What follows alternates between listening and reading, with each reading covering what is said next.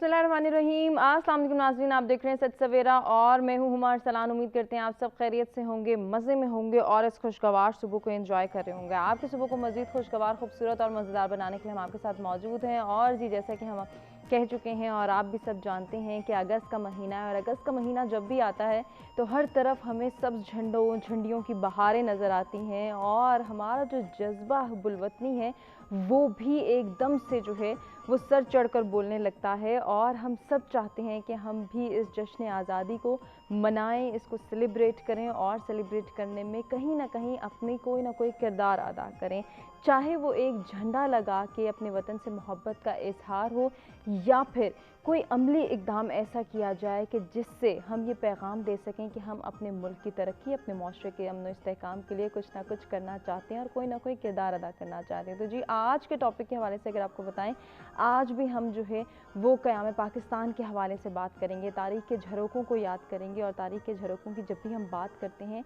तो उन पहलुओं पर गौर किया जाता है, उन तमाम जो है वो एफ़र्ट्स को याद किया जाता है, उन तमाम कुर्बानियों का जिक्र किया जाता है कि जिनके ज़रिए हमारे बुज़ुर्गों ने हमें ये प्यारा वतन पाकिस्तान दिया। अब उन कुर्बानियों के हवाले से जब भी हम बात करते हैं तो आज के नौजवान के लिए कितना ज़रूरी है कि वो इन कुर्बानियों का तज़किरा करें, इनको महसूस करें, इन तमाम एफ़र्ट्स को जो है वो याद करे और साथ ही साथ कोई ना कोई किरदार अदा करे, वो भी इस मुल्क की तरक्की में, इस माशरे के अमन इस्तेहकाम में। जहाँ नज़रिया पाकिस्तान की बात होती है तो नज़रिया पाकिस्तान की हिफाजत आज के नौजवान की अव्वलीन ज़िम्मेदारी है। उसके फ़राइज़ में शामिल है, वो किस तरह से कर सकता है, इस पर हम गुफ्तगू कर रहे हैं। और इसके साथ साथ जी, आज के टॉपिक के हवाले से अगर बताएं तो क़याम पाकिस्तान के मकासद को डिस्कस किया जाएगा। इसके साथ साथ कायद-ए-आज़म मोहम्मद अली जिन्ना रहमतुल्लाह अलैह के अफ़कार को हम जो है डिस्कस करेंगे।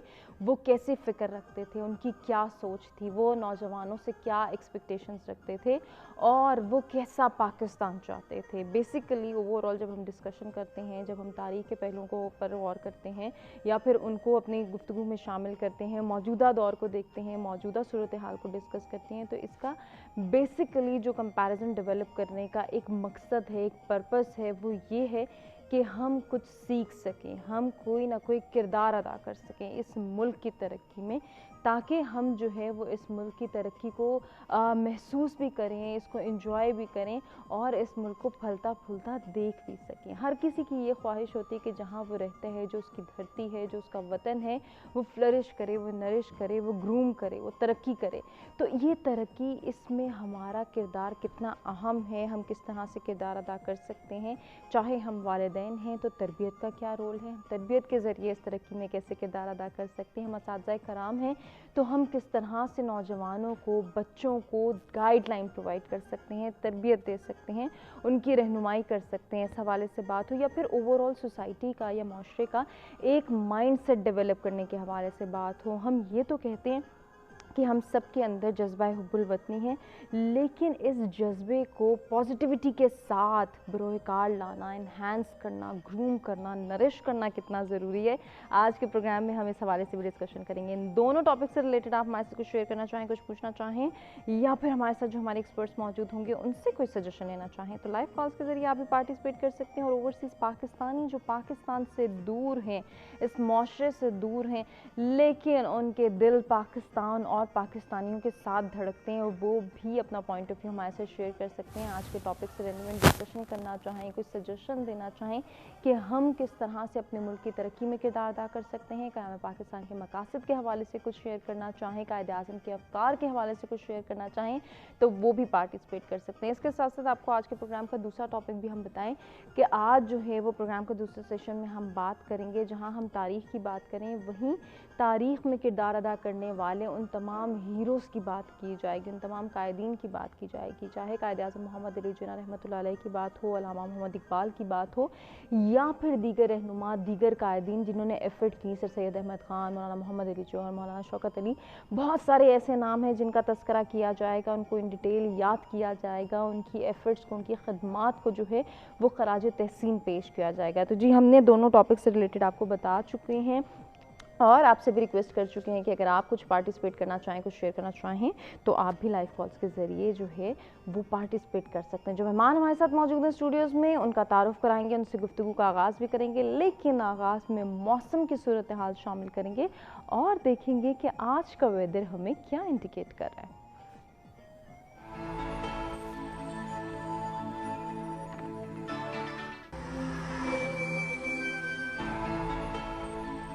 اسٹارٹ لیں گے اسلام آباد کے ویدر سے. Maximum temperature 30، minimum 23. لاہور کی بات کریں گے، maximum temperature 34، minimum 26 degree centi grade. Karachi کا احوال شامل کریں، maximum temperature 32، minimum 28 degree centi grade.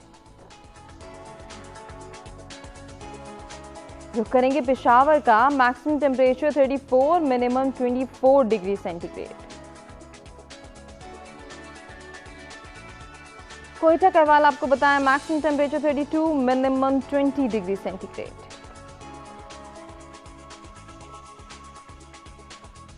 جی Gilgit Baltistan, maximum temperature 25، minimum 15 degree centi grade.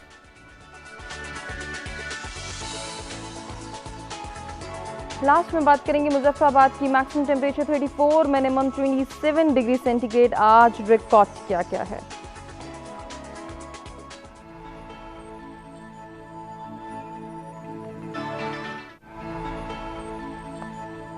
جی موسم کی صورتحال آپ نے جانی. آج کے ٹاپکس کے حوالے سے بھی ہم آپ کو بتا چکے ہیں. جو مہمان اس پر گفتگو کرنے کے لیے ہمارے ساتھ اسٹوڈیوز میں موجود ہیں ان کا تعارف کراتے ہیں اور ان سے بات چیت کا آغاز کرتے ہیں. سب سے پہلے ہمیں جوائن کر رہے ہیں ماہر تعلیم ہے پروفیسر ڈاکٹر طاہر بخاری صاحب. خوش آمدید کہتے ہیں، بہت شکریہ آپ کی تشریف آوری کا. آج کے دوسرے مہمان ان کا بھی تعارف کراتے ہیں، وہ بھی ایجوکیشنسٹ ہیں، پروفیسر گلشن رفیق صاحبہ ہیں. ان کو بھی ویلکم کرتے ہیں، بہت شکریہ آپ کی بھی تشریف آوری کا. آج کے تیسرے مہمان کا تعارف کراتے ہیں جی ایجوکیشنسٹ ہیں پروفیسر سلمان بھٹانی. ہمارے مختلف پروگرامز میں آتے رہتے ہیں، آپ سب ان کو جانتے ہیں. السلام علیکم سلمان، کیسے ہیں؟ خیریت سے ہیں؟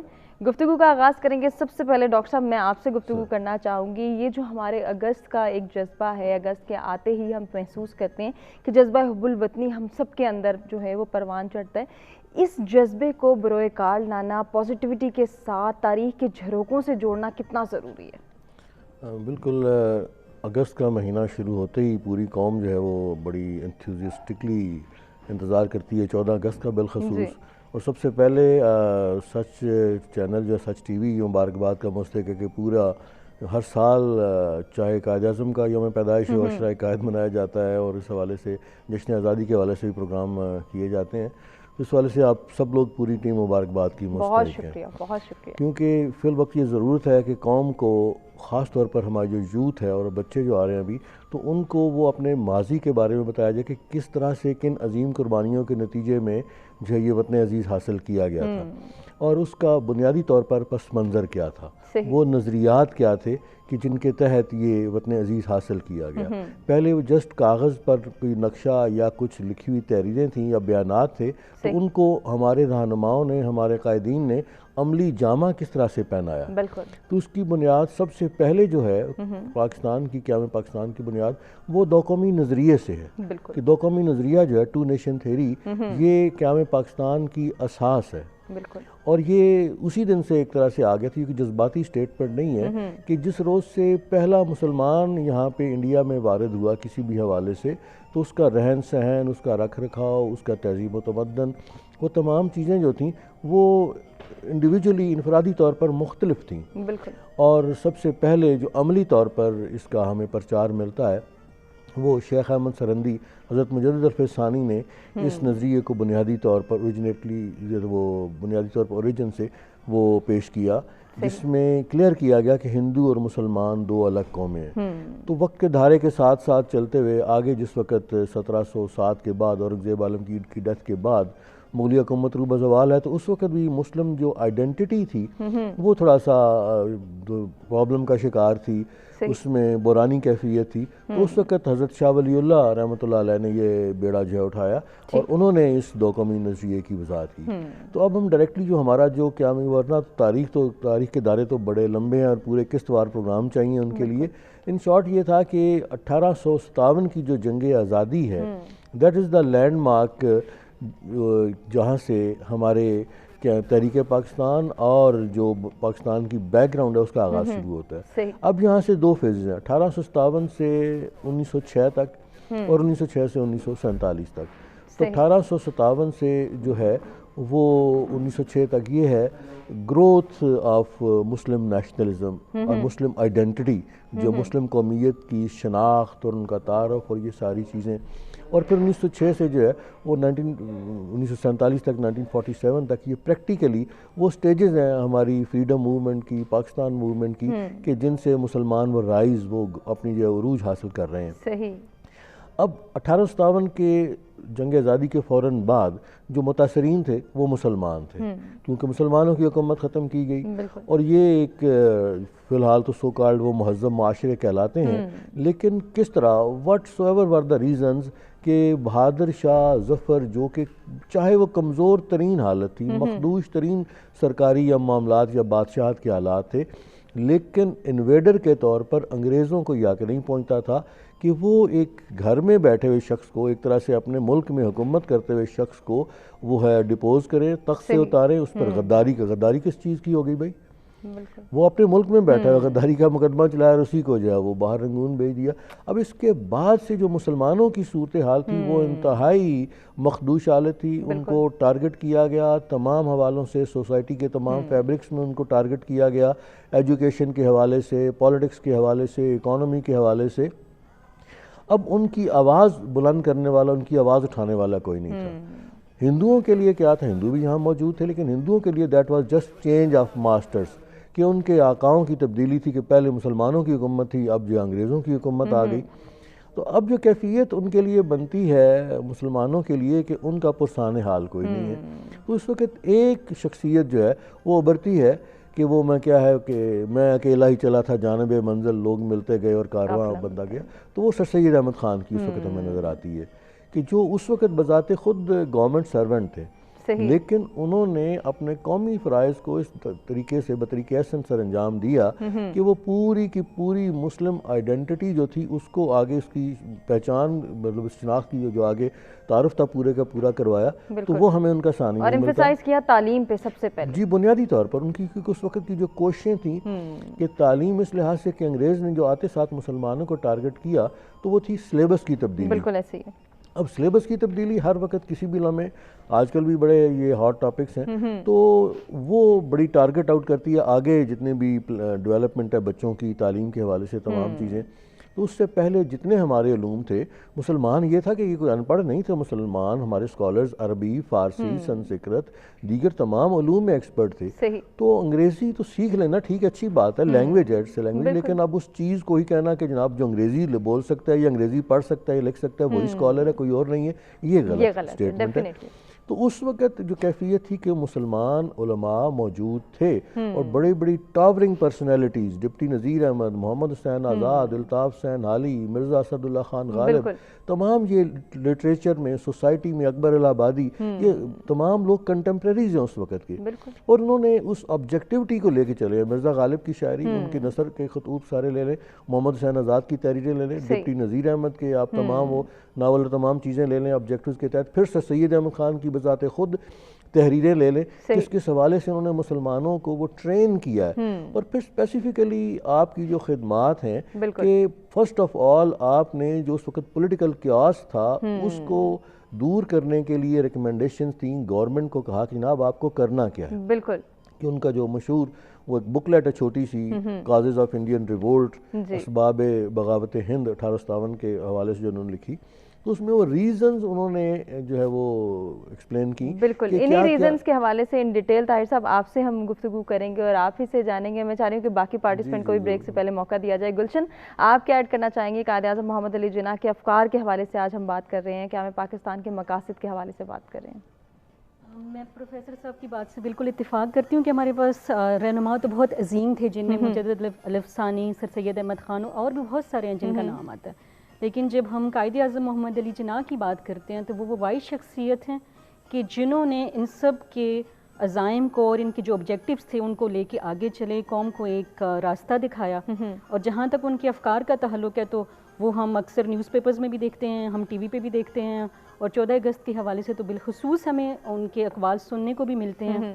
تو ان کا جو سب سے پہلا مقصد تھا جو کہ ایک قیام پاکستان کی بنیاد بنا, وہ یہ تھا کہ ہمیں ایک علیحدہ ریاست کی ضرورت ہے جہاں پہ ہم اسلامی اصولوں کے اوپر عمل کر سکیں. بالکل. پھر ان کا جو دوسرا مقصد تھا جس کو وہ لے کے آگے چلے اور انہوں نے پوری قوم کو راستہ دکھایا, وہ یہ تھا کہ ہم ایک ایسا طرز حکومت بنائیں جو کہ جمہوری ہو, جس میں اقلیتوں کے بھی حقوق ہوں, جس میں خواتین کے بھی حقوق ہوں, اور جہاں پہ ہم ہر طرح کے لوگ اور ہر مذہب سے تعلق رکھنے والی جو عوام ہیں وہ وہاں پہ آسانی کے ساتھ رہ سکیں اور اپنے اپنے اصولوں کے اوپر جو بھی ان کے مذہبی یا تشخص کے اصول ہیں ان کے اوپر وہ عمل پیرا ہو سکیں. صحیح. اس کے علاوہ ہم جو ان کے افکار دیکھتے ہیں قائد اعظم محمد علی جناح کے, وہ یہ تھے کہ ہمارے طبقے کے اندر کچھ ایسے طبقات ہیں جن کو نظر انداز کر دیا جاتا ہے, جن کو ان کا سیاسی, معاشی یا پھر جو مذہبی تشخص ہے وہ پرووائڈ نہیں کیا جاتا. تو ان کی یہ کوشش ہوتی تھی کہ وہ تمام طبقوں کو ملا کے چلیں, اور نوجوانوں کو بالخصوص وہ یہ تلقین کیا کرتے تھے ہمیشہ سے کہ آپ جو ہیں آپ اس ملک کا مستقبل ہیں, آپ قوم کا سرمایہ ہیں. بالکل. اگر آپ کام نہیں کریں گے, آپ محنت نہیں کریں گے اور آپ ایک ویژن لے کے نہیں چلیں گے تو اس جو بھی مملکت ہم بنانا چاہ رہے ہیں, اس کا جو بھی مستقبل ہے وہ بھیانک ہوگا, وہ اس طرح سے نہیں ہوگا جس طرح سے وہ اس کو دیکھنا چاہ رہے تھے. تو اس کے علاوہ اور بھی ان کے جو بھی آبجیکٹیوز تھے جن کو وہ ساتھ لے کے چلتے رہے, ان کو امن کا سفیر بھی کہا جاتا تھا, ان کو قیام پاکستان سے پہلے ہندو مسلم یونٹی کا منبع بھی کہا جاتا تھا, اور بھی ان کی پرسنالٹی کے بہت سارے پہلو ہیں جو کہ ہم ڈسکس کر سکتے ہیں. لیکن جہاں تک 14 اگست کے حوالے کی بات ہے یا پاکستان کے قیام کے مقاصد ہیں, تو اس میں ہم یہی دیکھتے ہیں کہ وہ ایک وائبرنٹ سوسائٹی چاہتے تھے, وہ ایک انکلوسیو سوسائٹی چاہتے تھے, اور وہ یہ چاہتے تھے کہ ہم ایک عظیم معاشرے کے طور پہ نہ صرف مسلم دنیا میں بلکہ انٹرنیشنلی ہم ایک روشن قوم کے طور پر سامنے آئے. بہت خوبصورت بات. سلمان کیا ایڈ کریں گے؟ آج کا دن بہت اہمیت کا حامل ہے, اگست کا پورا مہینہ جیسے گفتگو ہو رہی ہے, لیکن ان کی ایک تقریر بہت مشہور ہے کانسٹیٹیوئنٹ اسمبلی سے جب انہوں نے خطاب کیا, اور وہ آج بھی بہت ریلیونٹ ہے. اگر اس کو دیکھا جائے, میں سمجھتا ہوں دو پہلو ایسے ہیں جو کہ آج کی سیاست اور جو اس خطے کا اس وقت جو صورتحال ہے جنوبی ایشیا کے, اس حوالے سے ان کی وہ تقریر بہت ہی ریلیٹ کرتی ہے, اور اسی سے ہی پتہ چلتا ہے کہ ایک لیڈر کی جو ویژنری کیپیسٹی ہے کیسے وہ مستقبل کو دیکھتا ہے. اور مستقبل کے بارے میں 1947 میں گفتگو ہوئی, انہوں نے کہا کہ آپ آزاد ہیں اپنے مندروں میں جانے کے لیے, اپنے مسجدوں میں جانے کے لیے, آپ کو ایک آزاد ملک مل گیا ہے. چونکہ بنیادی طور پہ جس وجوہ کی بنا پر لڑائی شروع ہوئی, جس وجوہ کی بنا پر جد و جہد شروع ہوئی, تحریک شروع ہوئی, اس وجوہ کو کنٹینیو نہیں کیا جا سکتا اس ملک میں. اس مسئلے کو, اس ایشو کو پروفیسر صاحب نے بھی جیسے ذکر کیا اپنے ابتدائیے میں, دو قومی نظریے کی, دو قومی نظریے کی بنیاد ڈسکریمنیشن کے اوپر تھی. مسلمانوں کو یہ خدشات تھے کہ یہاں پر ہمارے تشخص, ہماری شناخت, ہمارے طرز زندگی, اس کے لیے شاید ہمیں اس طرح سے مواقع نہ ملیں, جس کے بہت سارے اسباب تھے جو کچھ بیان بھی ہوئے. تو ہمیں ایک ایسا ملک چاہیے جس میں یہ تمام مسائل نہ ہوں. سو انہوں نے اس تقریر میں نہ صرف یہ ذکر کیا, ایک ویژن کا اپنا ایک دیا, ساتھ ہی ساتھ انہوں نے کانسٹیٹیوشن بنانے کی بات کی تھی کہ ہمارا جو سب سے اہم اس وقت ٹاسک ہے, ہمارا جو مقصد ہے وہ ایک آئین بنانا ہے اس ملک کے لیے. بدقسمتی سے ہمیں کچھ وقت لگا آئین بنانے میں, ہم ایک جتنے قابل ہمارے رہنما تھے ہم اتنے قابل قوم نہیں تھے. 1947 سے تقریباً 1973 تک ہم آئین سازی میں مصروف رہے. اس کے ساتھ ساتھ انہوں نے یہ کہا تھا کہ ان کی تقریر میں یہ ورڈ استعمال ہے کہ بلیک مارکیٹنگ نہیں کرنی اور نیپوٹزم. بالکل. یہ جو دو مسائل ہیں یہ معیشت کے لیے اور معاشرت اور جو گورننس ہے اس کے لیے مسئلہ ہوں گے. آج بھی دیکھیں تو یہی مسئلے ہیں, ہمیں یہی ایشوز درپیش ہیں. یہ تو اندرونی ایک خاکہ تھا. اگر آپ بیرونی اور خطے کی واقعات دیکھیں, خطے کی سیاست دیکھیں, تو اس وقت ہندوستان میں جو ہو رہا ہے اور ہندوستان کی اس وقت کی حکومت جس طرح کا طرز عمل ہے اس کا, اور جس طرح کا انہوں نے رکھا ہوا ہے اپنا مسلمانوں کے ساتھ اور دیگر جو وہاں پر اقلیت کا حیثیت رکھتی ہیں, تو اس سے تو بالکل وہ ثابت کر رہی ہیں خود، اس میں کسی کو کوئی جدوجہد کرنے کی ضرورت ہی نہیں پڑی کہ ہندوستان کی حکومت نے یہ ثابت کر دیا کہ قائد اعظم کا جو ویژن تھا، ان کی جو افکار تھے، ان کا جو انالیسس تھا وہ کتنا درست تھا. خاص طور پہ جب انہوں نے یہ کہا کہ جو ہندوستان میں رہ جائیں گے وہ ساری زندگی ہندوستان کے ساتھ حب الوطنی اور وفا کی جو ہے وہ گواہیاں دیتے رہیں گے، اس کی گارنٹیز دیتے رہیں گے، لیکن وہ ریاست جو ہے وہ یہ تسلیم نہیں کرے گی. یہ ویژن انہوں نے 70-75 سال پہلے دیا اور آج دیکھیں اس کا عملی نمونہ، آج وہ عملی نمونہ ہمیں سامنے نظر آ رہا ہے. کچھ لوگوں کو شاید شکوک و شبہات تھے، کچھ لوگ مختلف قسم کے زاویوں کے ساتھ بحثیں کیا کرتے تھے، لیکن اب تو یہ بحث اس کی کوئی جگہ ہی نہیں رہی کہ کیسے اس وقت ہندوستان کی حکومت بین الاقوامی سیاست کی بنیاد کے اوپر اپنے اندرونی خلفشار کو کتنی ہوا دے رہی ہے، اور اس کی بنیاد جو ہے وہ مذہب ہے، وہ رنگ ہے، وہ نسل ہے، وہ زبان ہے. سو ان تمام کی نفی جو ہے اور ان تمام کی اپنے معاشرے سے اس کو نکالنا جو ہے، میرے خیال میں وہ زرعی اصولوں میں سب سے پہلے ہے کہ جس بنیاد، جس اختلاف کے اوپر ہم نے یہ وطن علیحدہ کیا، ہم نے یہ ملک حاصل کیا، ہمارے لیڈران نے ویژن دیا اور پھر لوگوں نے قربانی دی، وہ بنیاد یہاں نہیں رہنی چاہیے. بالکل اسی بنیاد کو سمجھنا بہت ضروری ہے. کیسے سمجھ سکتے ہیں؟ اپنے تینوں پارٹیسپینٹ سے گفتگو کریں گے. ایک بریک کی جانب ہم بڑھ رہے ہیں ناظرین، بریک سے واپس آئیں گے، ڈسکشن کو آگے بڑھائیں گے.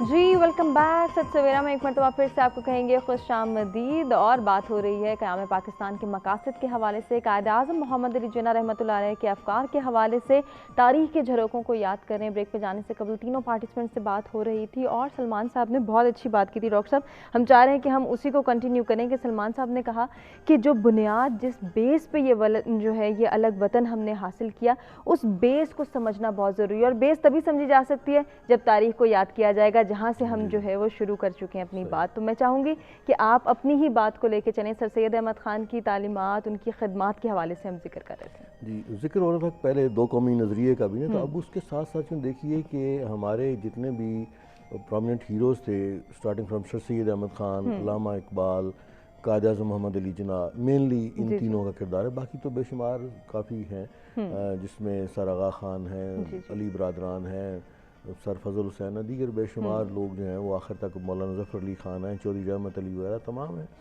لیکن اس وقت جو کنڈیشن تھی کہ شیخ احمد سرندی، حضرت مجید الفسانی، شاہ ولی اللہ دونوں نے دو قومی نظریہ پیش کر دیا. پریکٹیکلی سر سید احمد خان بھی اسی کے فالوور تھے، لیکن پہلے انہوں نے، یہ بہت کم لوگوں کو پتہ ہے، پہلے انہوں نے متحدہ ہندوستانی قومیت کی بات کی ہے، انڈین نیشنلزم کی بات کی ہے. پہلے سے مسلمانوں نے، یہ ہمارے مشاہدین نے نہیں کہا کہ ہم الگ ہو رہے ہیں. اب وہ تلخ تجربات تھے جس میں جس میں سے سر سید احمد خان ہو کر گزرے، اور وہ کیا تھا کہ پہلے آپ نے متحدہ ہندوستانی قومیت کی بات کی، ادارے کھولے تو اس میں ہندو طلباء بھی جو تھے وہ ایجوکیشن حاصل کر رہے تھے. سب کے لیے انہوں نے مل جل کر، اور کازز آف انڈین ریوولٹ میں دیکھ لیں تو ہندوستانیوں کا لفظ استعمال کیا گیا ہے کہ ہندوستانیوں کے لیے کریں، ان کے لیے اس طرح سے کریں. اور آپ کی ریکمنڈیشن پر جو انڈین کاؤنسلز ایکٹ 1861 جو ہے امپلیمنٹ ہوتا ہے، تو اس میں بھی انہوں نے لفظ مسلمان سیپریٹ سے یوز نہیں کیا. ابھی فار دا فرسٹ ٹائم 1867 میں جا کے وہ جھگڑا شروع ہوتا ہے اردو ہندی کنٹروورسی کا، کہ اس سے پہلے جتنے بھی کورٹ لینگویج یا باقی آفیشیل لینگویج جو ساری تھی، عربی، فارسی مینلی، کیونکہ فارسی اس دور میں زیادہ رہی، مغل دور میں بھی. تو ہندوز نے اسپیسیفکلی اور ख़اص طور پر بعد میں جس وقت اردو ڈیولپ ہوتی ہے تو اردو میں بھی تمام یہ کارروائی شروع ہوئی، تو انہوں نے جناب اردو کے خلاف انہوں نے کہا کہ نہیں جناب، جو آفیشیل لینگویج ہے وہ ہندی ہونی چاہیے۔ تو یہاں سے وہ اردو ہندی کنٹروورسی، اور اس سے پہلے تک سر سید احمد خان جو تھے وہ دونوں کے لیے کام کر رہے تھے۔ اب پے در پے جو تھے ریپیٹڈلی جو سچویشن ڈیولپ ہو رہی ہے، تو اس سے سر سید احمد خان نے اس وقت یہ بنارس میں تھے اور وہاں ایک کمشنر تھے ولیم شیکسپیئر، ایک انگلش لٹریچر والے، یہ دوسرے تھے ولیم شیکسپیئر، تو وہ اتفاقاً ان سے ملاقات تھی، تو وہاں پھر کہا کہ no on words I will only work for Muslim cause, کہ وہاں سے انہوں نے کہا کہ اب یہ دیکھ رہے ہیں پورے انڈیا میں اخبارات میں دیگر جو مسئلہ شروع ہوتا ہے، اب یہی معاملہ آپ دیکھیے اقبال کے ساتھ بھی ہے۔ اقبال نے بھی وہ ترانہ ہندی اور ترانہ ملی اور تمام سارا کہ جناب وطن ہے ہندوستان ہمارا، بلمے سارے جہاں سے اچھا ہمارا، اب وہ ساری چیزیں اس میں وہ ان تلخ تجربات کے بعد جا کے وہ 1930 کا خطبہ الہ آباد کو وہ سلوشن دے رہے ہیں، وہ سارے کا سارا، یعنی کہ ان تمام نے پھر جناح کو لے لیں۔ جناح نے شروع سے ہی کیا ہے آپ دیکھ لیں، یوں ہی پریکٹیکلی پالیٹکس میں آتے ہیں تو 1960 میں میرزا لکھنؤ، بلکہ اس کے ساتھ ہی وہ ہوم رول لیگ اور پھر جو ہے راولٹ ایکٹ جس وقت آ جاتا ہے تو آپ امپیریل لیجسلیٹو کونسل سے ریزائن کر جاتے ہیں، اور باقی سارا وہ آپ دیکھ لیں کہ آگے آنورڈز 1927 تک جس وقت دہلی مسلم پروپوزلز تک کی بات آتی ہے، تو جناح جو ہے وہ اپنا مسلمانوں کا رائٹ آف سیپریٹ الیکٹوریٹ سے وڈرا کرنے کو تیار ہے just for the cooperation between Hindus and Muslims, اور اس بنیاد پر مسلم لیگ جو ہے وہ ڈیوائیڈ ہو جاتی ہے دو گروہوں میں، دو فیکشنز میں، شفیع گروپ اور جناح گروپ۔ اب اتنا بڑا لاس، لیکن اس کے بعد بھی جس وقت آپ دیکھتے ہیں کہ نہرو رپورٹ میں جو ہندو مینٹلٹی ہے وہ کھل کے سامنے آتی ہے، تو ناؤ آنورڈز فرام 1929 1930 جناح جو ہیں he started work only for Muslim, بلکہ اس وقت تو بدل ہو کے تھوڑا سا مایوس ہو کے بھی آپ انگلینڈ چلے گئے، راؤنڈ ٹیبل کانفرنسز کے کچھ کامیاب کچھ ناکام سیشنز چلتے ہیں، جسٹ ڈیلنگ ٹیکٹکس تھیں گورنمنٹ کی طرف سے۔ اب اس کے بعد جو ری آرگنائز کیا ہے جناح نے مسلم لیگ کو، اور پھر پریکٹیکلی مسلمانوں نے وہ بٹر ایکسپیرینسز بھگتے 1937 to 1939 کہ وہ ساری کی ساری چیزیں کہ جس سے جناح کہہ رہے تھے کہ اکٹھے ہو جاؤ، اور جناح کی ساری جو آپ دیکھ لیں تصورات ہیں، سارے کے سارے معاملات ہیں وہ تین چیزوں پر بیس کر رہے ہیں۔ فرسٹ آف آل ڈیموکریسی، جمہوریت پر آپ بہت زیادہ زور دیا۔ سیکنڈ جو تھا فیڈرلزم، وفاقی اصولوں پر قائم جو ہے وہ ریاست جو بھی چاہتے تھے۔ تیسرا جو تھا وہ اسلامک ویلفیئر اسٹیٹ۔ اب یہ تینوں چیزیں جو ہیں وہ اللہ معاف کرے قائد اعظم کے جانے کے بعد، جیسا سر نے بھی فرمایا، تو وہ کانسٹیٹیوشنل کی جو مطلب ڈیلے ان کانسٹیٹیوشن میکنگ اور سارا پروسیس، یہ ساری چیزیں کسی نہ کسی انداز میں معذرت کے ساتھ ڈیریل ہوتی رہی۔ اب وہ جو ویژن تھا قائد اعظم کا، وہ جو نظریات تھے کہ جس میں قائد اعظم نے، اب دیکھیں کہ وہ سر سید کی آئیڈیالوجی، سر سید کا جو اینڈ پیریڈ ہے جو 1898 میں ان کی ڈیتھ ہو رہی ہے، تو اس وقت اقبال اور جناح ابھی بچپن میں ہیں، تو وہ انہیں نظریات کو لے کے وہ کنٹینیوٹی جو وہ آگے چل رہے ہیں، اور سر سید کا ہی وہ گروہ ہے جو آگے چل کے جو ان کے مختلف قائدین ہیں، نواب محسن الملک، نواب وقار الملک اور دیگر لوگ، سر آغا خان وغیرہ، یہ اس کو لے کے آگے چل رہے ہیں، اور ایجوکیشن کو ایز ٹول استعمال کیا جا رہا ہے ماڈرن ایجوکیشنل کانفرنس سے آگے، اسی کے تھرو۔ طاہر صاحب اس کو کنٹینیو کرتے ہیں، ہمارے ساتھ ہمارے ریگولر کالر امتیاز کراچی سے موجود ہیں، دیکھتے ہیں کیا شیئر کرنا چاہتے ہیں۔ جی السلام علیکم امتیاز۔ وعلیکم السلام میم، گزشتہ عید الاضحیٰ مبارک اور جشن آزادی کا مہینہ مبارک، سچے دل سے کہہ رہا ہوں۔ بات دراصل یہ ہے کہ آپ لوگ بہت عمدہ گفتگو کرتے، کسی بھی ٹی وی چینل میں اس طرح کی باتیں میں نے سن نہیں پاتا، وہ کچھ اور بات کرتے ہیں۔ اصل بات یہ ہے کہ قائد اعظم محمد علی جناح صاحب جو ہیں اور ان کے رفقا کار، جس طریقے سے خان لیاقت علی خان صاحب ہے، اپنا سر سید احمد خان صاحب ہے، سر علامہ اقبال رحمۃ اللہ علیہ ہے، اور اس طریقے سے مولانا شوکت علی جوہر، مولانا رحمت علی جوہر، کہنے کا مقصد یہ ہے کہ پاکستان بنانے والے اعلیٰ کردار اور پایا کردار کے لوگ تھے۔ یہ صرف ایک عام لوگوں نے اس ملک کو نہیں بنایا، یہ ملک لفنگوں نے نہیں بنایا، لیکن ان اچھے لوگوں کی پیروی کرنے میں بہت سے لوگ قاصر ہیں۔ میم آواز آ رہی ہے؟ جی جی بالکل امتیاز صاحب، ہم آپ کو سن پا رہے ہیں۔ جی تو کوشش یہ کرنی چاہیے ان لوگوں نے جن ہستیوں کا میں نے نام لیا، میں اپنے والد اور اپنے چاچا اور اپنے آبا و اجداد کا بھی نام لوں گا جنہوں نے تحریک پاکستان میں وہ کچھ کیا کہ جن کا ذکر کیا جائے تو صبح سے شام ہو جائے. وہ لوگ اعلیٰ کردار کے تھے. انہوں نے اپنا بعد میں سوچا، پاکستان کو اور پاکستان کے لوگوں کا پہلے سوچا. اب وہ چیز نظر نہیں آتی ہے تو بہت کم. تو اس کے لیے ایسی مواقع پیدا کرنے پڑیں گے، تعلیم و تربیت کرنی پڑے گی تاکہ سب راہ راست کرے. اور پاکستان کو یا پاکستان کے لوگوں کو کوئی تنگ کرے تو اس کے لیے عدالت عالیہ کو ڈنڈا بھی اٹھانا چاہیے.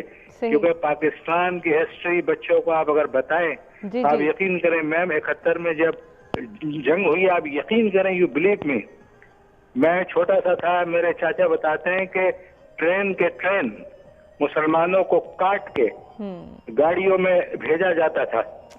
تو یہ ایک انتہا کی چیز ہے، اس کو سمجھنا چاہیے. اور قائد اعظم محترم جو تھے ہمارے محمد علی جناح صاحب، ان کی اقوال پہ، ان کی چیزوں پہ عمل و درآمد کرنا چاہیے. پاکستان کے نام پہ بنا، اسلامیت کے نام پہ بنا، اور آقا صلی اللہ علیہ وسلم کے تمام قوانین اور قواعد اور چیزوں کا یہاں پہ اطلاق یعنی کہ عمل درآمد ہونا چاہیے. کیونکہ یہ پاکستان ہے.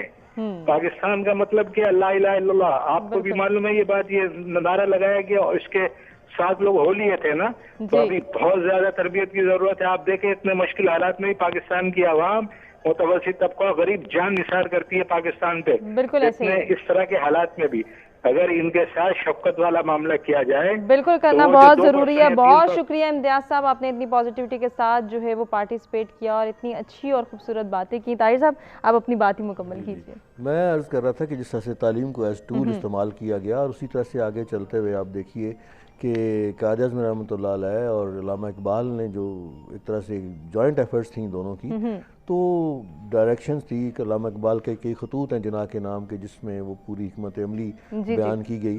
اور اگر آپ دیکھیں کہ اقبال کا خطبہ الہ آباد اور پھر آگے لاہور ریزولوشن کی وہ سٹیٹمنٹ ساری کی ساری، تو ان میں تقریباً وہ مماثلت اس طرح سے نظر آتی ہے کہ جن ایریاز میں اقبال نے کہا تھا کہ ہندوستان کے تمام سیاسی مسائل کا سلوشن یہی ہے کہ اس کے نارتھ ویسٹ میں جو ہے جہاں مسلمان اکثریت میں ہیں تو ان پر مشتمل ایک ریاست بنا دی جائے. تو اب یہ جو کنڈیشن نظر آتی ہے کہ اس میں جو قائد کا ویژن تھا اسپیسیفکلی کہ we are talking about Quaid Azam محمد علی جناح، تو ان کا جو ویژن تھا جو میں نے پہلے گزارش کی کہ وہ اسلامی اصولوں کی پریکٹیکلی یہاں پر امپلیمنٹیشن، بالکل ایسے ہی ہے. وہ چاہے 11 اگست کی سپیچ ہے یا بعد میں آپ نے مختلف اداروں میں، ایون 42 میں آپ نے علی گڑھ میں جو کہا تھا کہ ہم یہ خیال ہے کہ ہماری ایک سوچ نہیں ہے، ہمارا ایک ویسے خام خیالی نہیں ہے. اگر ہم نے اب اس وقت ایفرٹ نہ کی for the establishment of Pakistan تو انڈیا میں مسلمانوں اور اسلام کا وجود ختم ہو جائے گا. یہ علی گڑھ کی سٹیٹمنٹ ہے آپ کی. اب یہ کیونکہ 1937 to 39 کا بٹر ایکسپیرینسز آپ بھگت چکے تھے اس کی بیس پہ اب یہ 1940 کے بعد کا جناح ہے جس وقت آپ پریکٹیکلی قائد اعظم بن چکے تھے. یہ ٹائٹل 40 میں دیا گیا. تو اس وقت پھر آپ دیکھیں گے پہلے اکثر لوگ کہتے ہیں کہ جی قائد اعظم کے پہلے تو یہ بیان تھا، بعد میں یہ تھا. That was turning on the basis of those prevalent situation at that time کہ اس وقت ان کے ساتھ کیا ہوا. اب 1940 کے بعد کا جناح جو یکسر تبدیل ہے. 1938 میں آپ پٹنہ سیشن میں اور دیگر میں آپ جو ہیں وہ گاندھی سے اور نہرو سے آپ کے سیکرٹری جو ہے وہ ملاقات کا ٹائم لے رہے ہیں اور وہ بڑے کیئرلیسنس ہوئے ہوئے ہیں. ٹھیک، اب جس وقت 1940 کے بعد وہ ٹائم لے رہے ہیں تو جناح کہتے ہیں میرے پاس وقت ہی نہیں ہے بات. بالکل ایسے ہی ہے. ایونلی قائد had suffered you can say family tension. انہوں نے اپنی فیملی کو نیگلیکٹ کر دیا ایونلی، اپنے فیملی، لیکن اپنے مقصد کو پورا کرنے میں اپنی جد و جہد کو کہیں پہ بھی اگنور نہیں کیا. ایونلی جو مطلب کیا تھے ان کے کرنل الہی بخش جو ان کے معالج تھے، ان سے یہ ریویل جب کیا گیا تو بامبے میں ایک ڈاکٹر تھے جس وقت کرنل الہی بخش نے یہ ریویل کیا زیارت میں کہ جناب آپ کو ایکیوٹ جو ہے وہ ٹیوبرکلوسس کا پرابلم ہے. تو اگر ماڈرن ٹرمینالوجی میں بات کی ہے تو اس کو لنگ کینسر ہی کہتے ہیں کہ جناب یہ صورتحال آپ کی. تو یہ مطلب انہوں نے کرنل الہی بخش نے اپنی جو ہے میمارز میں لکھا، اپنی یادداشتوں میں لکھا، کہتے ہیں ڈاکٹر مجھے پہلے سے پتا ہے. اب وہ 2 سال پہلے سے بامبے کے ایک ڈاکٹر تھے، انہوں نے اس کو سیکرٹ کے طور پر اس کو کہا کہ تم نے ریویل نہیں کرنا. اور اگر انگریزوں کو یہ پتہ چل جاتا برٹش اتھارٹیز کو کہ Quaid Azam have very short time for his life span, تو وہ ڈیلنگ ٹیکٹکس یوز کر سکتے تھے ساری کی ساری، لیکن آپ نے اپنے اس مقصد کو اپنی اس بیماری کے باوجود جو ہے وہ حاصل کیا. اور پھر وہ جو بنیادی طور پر جو میں نے 3 اصول آپ کے سامنے بیان کیے قائد کی ویژن کے مطابق کہ ڈیموکریسی، وفاقیت، فیڈرلزم کے مطابق حکومت کا، اسٹیٹ کا قیام، اور پھر اسلامی فلاحی ریاست، تو وہ ان تینوں پہ اگر دیکھا جائے، آپ دیکھ لیں کہ ہمارے ہاں پریزنٹلی بھی ڈیموکریسی کے ساتھ کیا کنڈیشن کی جا رہی ہیں، اور تمام ہمارے اس ہیٹروجینیس سوسائٹی کا پاکستان میں اس کے تمام ایشوز کو ریڈریس کرنا جو ہے وہ صرف اور صرف فیڈرلزم، فیڈرل اسٹیٹ اور فیڈرل پرنسپلز کی بنیاد پر ممکن ہے، کیونکہ ہمارے یہاں مختلف رنگ و نسل کے لوگ ہیں. اور وہ قائد کی جو مختلف جو آپ کی تقاریر ہیں کہ یو آر جسٹ پاکستانیز، آپ میں سے کوئی جو ہے وہ بلوچی یا پنجابی، لیکن ہم یہ بات سمجھ نہیں سکے. ایسا کیوں ہوا گلشن؟ وجہ جب ہم جاننا چاہتے ہیں یا ہم ریزنز کو آئیڈینٹیفائی کرتے ہیں تو بہت ساری ہماری کمیاں، ہماری خامیاں نظر آتی ہیں. ان میں سے میں چاہوں گی کہ کسی ایک کو آپ بیان کریں تاکہ آج کا نوجوان انڈرسٹینڈ کر سکے کہ ہم نے کام کہاں سے شروع کرنا ہے.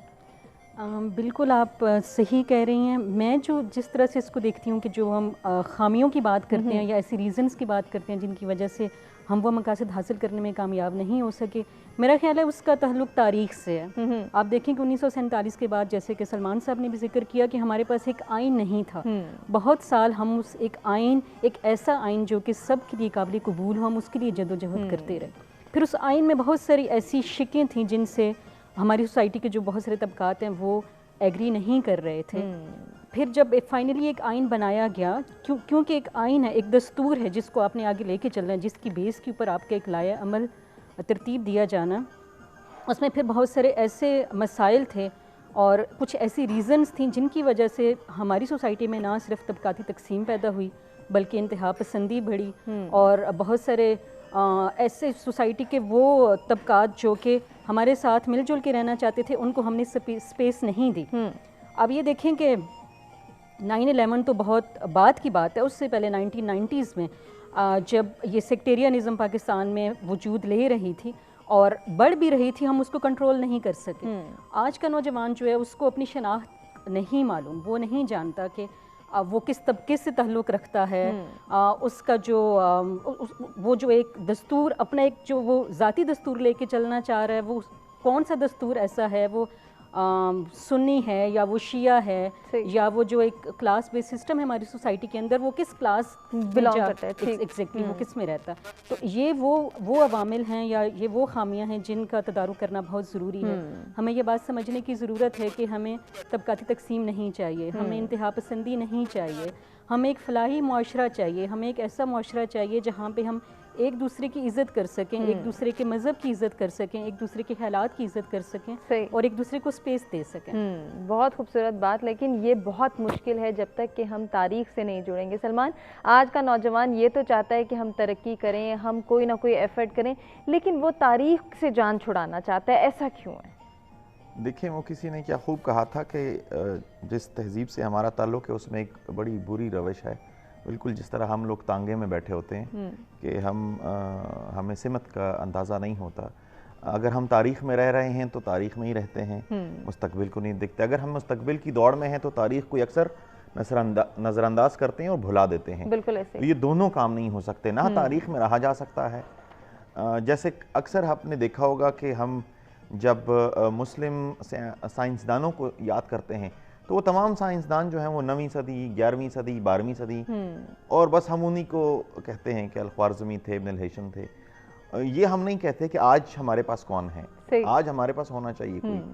اور جب ہم اقوام عالم میں اپنی شناخت کے بارے میں ایک جس کو ایک پوزیشنس ہوتی ہے، جو سینس آف بلانگنگ ہوتی ہے، یا ایک فخر کا جو ایک ایلیمنٹ ہے اپنے آپ کے اوپر، اپنے افکار کے اوپر، اپنے آبا و اجداد کے اوپر، اس حوالے سے پھر ہم متذبذب ہو جاتے ہیں کہ ایسا تھا یا نہیں تھا. یا تاریخ، چونکہ تاریخ کے بہت سارے پہلو ہیں، اور تاریخ کا ایک پہلو یہ بھی ہے کہ تاریخ باہر کے لوگ بھی لکھتے ہیں، اندر کے لوگ بھی لکھتے ہیں. تو باہر کے لوگ اپنے پیراہے سے لکھتے ہیں، تو اس میں سے درست پیراہا تلاش کرنا، اس میں اپنا تشخص تلاش کرنا، اپنی شناخت تلاش کرنا، یہ بہت اہمیت کا حامل ہے. نہ ہم تاریخ میں رہ سکتے ہیں کہ ہم اسی میں رہیں اور اسی ڈبے میں بند ہو جائیں. نہ ہم صرف مستقبل کی دوڑ میں کہ ان تمام چیزوں کو چھوڑ دیں. ہم مشرقی تہذیب سے تعلق رکھتے ہیں. ہماری جو شناخت ہے, تشخص ہے, اس کی بنیاد 1947 میں جو رکھی گئی, اس کے بہت سارے عوامل بھی تھے, بہت سارے اس کے پیچھے انٹلیکچول ریزننگ بھی تھی, اس کے پیچھے تاریخی. اگر ہم یاد کرتے ہیں 712 کو یاد کرتے ہیں یا 1400 سال پہلے کو یاد کرتے ہیں, حالانکہ 1400 سال پہلے کے ساتھ ہمارا کوئی جغرافیائی تعلق نہیں رہا, لیکن ہمارا روحانی رشتہ ہے اس کے ساتھ. ہمارا ایک دماغی اور روحانیات کا ایک مکسچر ہے جو اس کے ساتھ کنیکٹڈ ہے, اور ہم کہتے ہیں کہ یہی بنیاد ہے ہماری, اور اسی بنیاد کے اوپر ہم نے اخلاقیات کی ایک عمارت تعمیر کرنی ہے جس کا نام ایک ریاست ہے.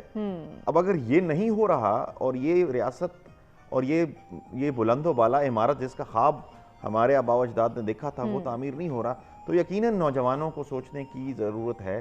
لمحہ فکریہ ہے ان کے لیے کہ اگر آج وہ کنفیوزڈ ہیں کسی حوالے سے, یا ان کو لگتا ہے, اور ضروری نہیں ہے اس کے کلی طور پہ ان کا قصور ہے, معاشرتی حالات بھی کچھ اس طرح, معاشی حالات کا بھی بہت یا ان کے اندر یہ سوچ, یہ فکر انکلکیٹ ہی نہیں کی گئی. جو پروسیس ہے اس میں بھی بہت مسائل واقع ہوئے ہیں. کچھ بین الاقوامی حالات کے ہم پر ایسے اثرات آئے ہیں, ایسے پریشرز آئے ہیں, جیسے دوسری جنگ عظیم کا ہم پر پریشر آیا, پھر جو سرد جنگ ہوئی اس کا پر ہم پہ پریشر آیا, امریکہ کا بلاک ہے یا سوویت یونین کا بلاک ہے, پھر امریکہ اور سوویت یونین کی جنگ ہمارے پڑوس میں ہوئی, اس کا ہم پر اثر ہے. پھر اس وقت جو سرمایہ دارانہ نظام ہے اور وہ جو ہوتے رہی ایک آئیڈیولوجیکل, اس میں بھی ہم نے رگڑے کھائیں. ہم ایک چھوٹا ملک تھے, اسٹرگلنگ ملک تھے, کوشش کر رہے تھے. تو وہ تمام تر جو اب ٹیکنالوجیکل ایک ریولوشن آیا ہے اس میں ہم اپنی جگہ تلاش کر رہے ہیں, اور ہم ابھی بھی اسٹرگل کر رہے ہیں. ہماری معاشی حالت اس طرح سے نہیں ہے جس طرح ہونی چاہیے تھی.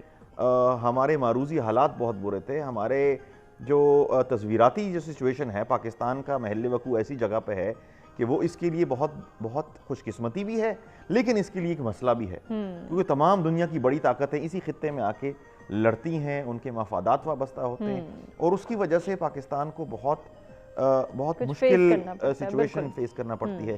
تو ہمارے نوجوانوں کا جو کنفیوژن ہے وہ کسی حد تک بجا بھی ہے, لیکن اس کو چینلائز کرنا, اس کو ہمارے بڑوں کا بھی بڑا رول ہے اس میں.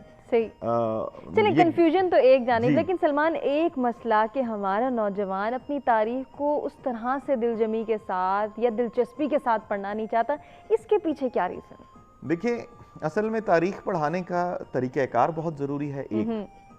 دوسرا, تاریخی حوالے سے جو ریاستی رویے ہیں اس کا نیوٹرل ہونا بہت ضروری ہے. بالکل.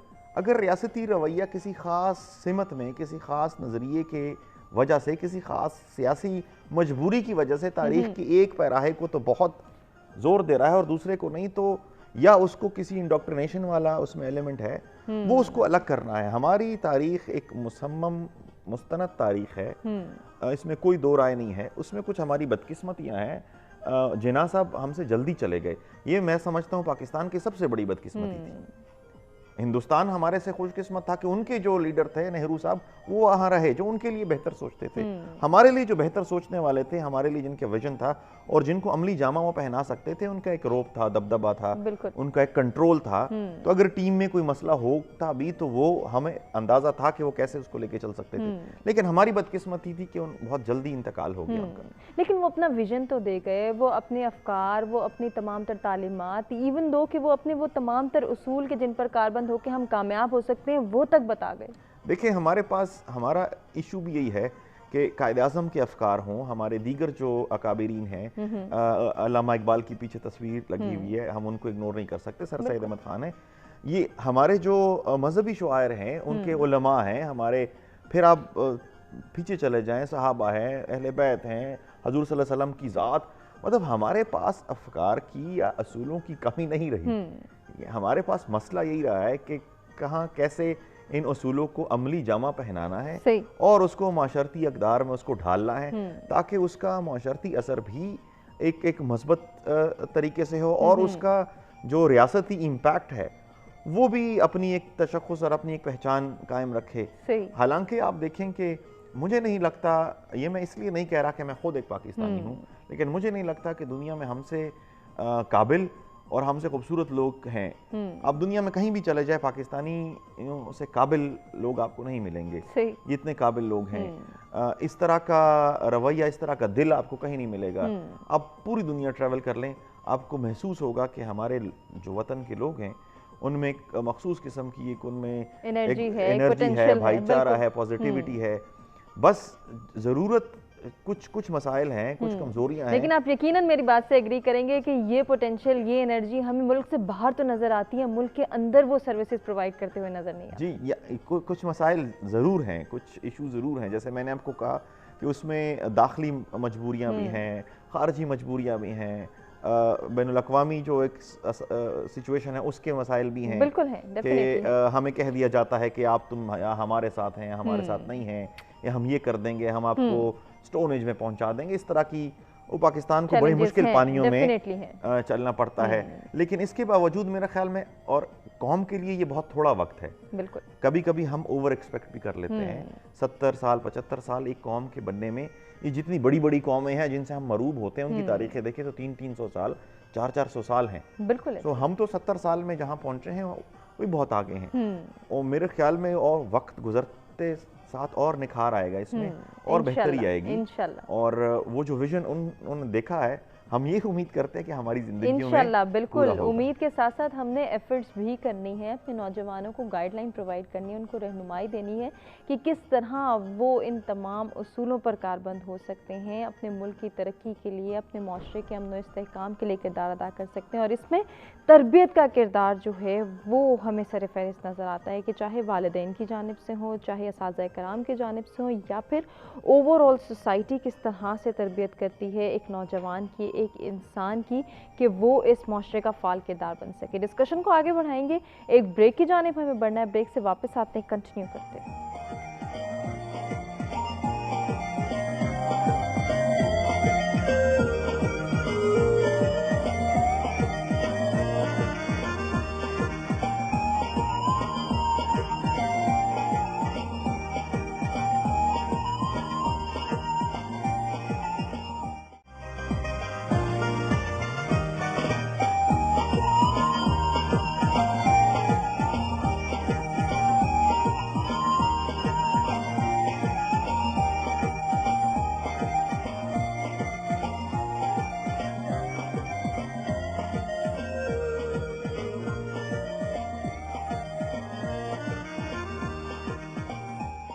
سویرا میں ایک مرتبہ پھر سے آپ کو کہیں گے خوش آمدید. اور آج ہم گفتگو کر رہے ہیں قیام پاکستان کے مقاصد کے حوالے سے. قائد اعظم محمد علی جناح رحمۃ اللہ علیہ کے افکار, ان کی سوچ, اور نوجوانوں سے وہ کیا ایکسپیکٹ کرتے تھے, کیسا پاکستان چاہتے تھے, اس حوالے سے بھی جو ہے وہ ہم گفتگو کریں. اس کے ساتھ ساتھ جی بات ہو رہی ہے قیام پاکستان کی. جب ہم بات کرتے ہیں تو مختلف قائدین کا ذکر آتا ہے, جن کی خدمات, جن کے کردار, جن کی تمام تر تعلیمات کے حوالے سے ذکر کرنا, ان کو یاد کرنا بھی ضروری ہے. انہی قائدین میں جو ہے سر سید احمد خان کا ہم نے ذکر کیا, مختلف اور رہنماؤں کا بھی تذکرہ کیا جائے گا اب, اور ان کے حوالے سے ہم جانیں گے کہ کس طرح سے انہوں نے ایفرٹس کی. اور قائد اعظم محمد علی جناح کی بات کی جائے یا علامہ ڈاکٹر محمد اقبال کی بات کی جائے, ان کا ساتھ دیا, ان کے خواب کی تعبیر میں ان کا جو کردار ہے اس کو ادا کیا, اس کے اوپر بھی اب ہم گفتگو کریں گے. جو اسٹوڈیوز میں مہمان ہمارے ساتھ موجود ہیں ان میں پروفیسر ڈاکٹر طاہر بخاری صاحب ہیں, پروفیسر گلشن رفیق صاحبہ ہیں, اور پروفیسر سلمان بھوٹانی ہیں, جن سے ہم ان ٹاپک سے ریلیونٹ گفتگو کریں. بریک پہ جانے سے قبل جو بات ہوئی تھی اسی کو آگے بڑھائیں گے. ڈاکٹر صاحب, ہم جو ہے وہ دیگر قائدین کی بات کریں. آپ نے سر سید احمد خان کی تعلیمات, ان کی خدمات کا ذکر کیا. میں چاہ رہی ہوں اوور آل ہم دیکھیں کہ مختلف ہمارے پاس جب رہنماؤں کا ذکر آتا ہے, جب ان کے کردار کی, ان کی ایفرٹس کی بات آتی ہے, تو ڈیفینیٹلی ان کو یاد کرنا, ان کے کردار کو سراہنا, اور ساتھ ہی ساتھ ان کی تعلیمات پر عمل پیرا کرنا بھی بہت ضروری ہے. صحیح فرمایا آپ نے کہ یہ ایکچولی ہمارے جتنے بھی مشاہیر ہیں, جو ہمارے ہیروز ہیں, یہ ان کی سکسیس سٹوریز ہیں, ان کی کامیابی کی داستانیں, ان کے نظریات پر چل کر آگے ہمیں کامیابیاں ملی. بالکل ایسے ہی. تو ان کو یاد رکھنا، اپنی قوم کو، اپنے بچوں کو، اپنے یوتھ کو بتانا بہت ضروری ہے. صحیح. اور یہ تاریخ کا وہ حصہ ہے کہ تاریخ کی بات ہو رہی تھی. تاریخ کا طالب علم ہونے کے ناطے سے میں گزارش کروں کہ تاریخ ایک ایسا پروسیس ہے کہ جو ایک سائیکلک، ہمارا ایک فلاسفر ہے اس میں فلاسفی میں ہیگل، کہ جو کہتے ہیں کہ سائیکلک پروسیس، ایک اسپرنگ جس طرح سے کہہ رہے کہ ڈیولپمنٹ بھی تاریخ اپنے آپ کا سرکل میں دائرے میں چل بھی رہی ہے اور ڈیولپمنٹ بھی اس کی ہو رہی ہے. تو تاریخ ہمیں صرف یہ نہیں بتاتی، تاریخ کے ماضی کی بات کرتی ہے، لیکن ہم حال میں، پریزنٹ میں ہیں. تو تاریخ ہمیں یہ بات بتا رہی ہے کہ جسٹ لائک ڈرائیو کرتے ہوئے ہم بیک مرر میں تو دیکھ رہے ہیں، لیکن موو ہم آگے کر رہے ہیں. تو بالکل ماضی کے خیالوں میں نہیں گم ہو جانا، پریزنٹ میں رہتے ہوئے آپ نے فارورڈ موو کرنا ہے. تو اس چیز سے سبق بھی حاصل کرنا ہے. تو جہاں پر یہ میں نے پہلے بات کی اپنے ہیروز کی، اب شاہ سید احمد خان نے مسلمانوں کو منع کیا کہ آپ نے کانگریس میں شامل نہیں ہونا. تو وہ بات دیکھیں پریکٹیکلی جا کے 1937-39 میں ثابت ہو رہی ہے کیوں منع کرتے تھے کہ ہندو مینٹلٹی، ہندو جو سائیکی ہے وہ ٹوٹلی مسلمانوں کے خلاف ہے. تو وہ ساری کی ساری چیزیں جو ہوتی ہیں وہ ان کی سٹیٹمنٹس وہ ساری. اب شاہ سید کے جو 7 لوگ تھے وہ بڑے ڈیووٹڈ لوگ تھے. وہ 30-35 لوگوں کا وہ گروپ کہ جو میں کہتا ہوں کہ اصل مسلم لیگ کی بنیاد اور تحریک پاکستان کی بنیاد کی جس وقت ان کے ذہنوں میں خیال صرف وقت تو مسلم آئیڈینٹی اور مسلم جو تھی وہ رائز، وہ سوچ تھا کہ ہم مسلمانوں کی صورتحال کو بہتر بنائیں اپنے اپنے علاقوں میں. تو اس میں سراغ خان، نواب محسن الملک، نواب وقار الملک، اسی طرح سے مولانا الطاف حسین حالی، اور پھر سید احمد خان کی اس ایفرٹ سے جو باقی جگہوں پہ لوگ متاثر ہوتے ہیں اور وہ جو ہے یہی سارے ریفارمیٹو کام کرتے ہیں، اصلاحی کام کرتے ہیں، جس میں جیسے سید امیر علی، پنجاب سے سید عبداللطیف، اسی طرح خلیفہ حمید الدین انجمن حمایت اسلام. اب یہ سارے تحریک علی گڑھ کے جو سید احمد خان کی چلائی ہوئی تھی اس کے آف شوٹس ہیں، اس کے جو ہیں وہ اثرات ڈیولپ ہو رہے ہیں مختلف علاقوں پر. اور پھر اسی وقت ساتھ ساتھ آپ دیکھیے 1913 میں غالباً سر صاحب زادہ عبدالقیوم خان جو اسلامیہ کالج پشاور کے بانی ہیں، پریزنٹلی جو اسلامیہ کالج یونیورسٹی پشاور بن گیا. تو یہ سارے وہ لوگ ہیں کہ جو انڈیا کے مختلف کونوں میں مسلمانوں کی جو اپ لفٹ کے لیے اپنے اپنے طور پر اپنے اپنے تئیں کوشش کر رہے ہیں، اور یہ سر سید احمد خان کی موٹیویشن ہے.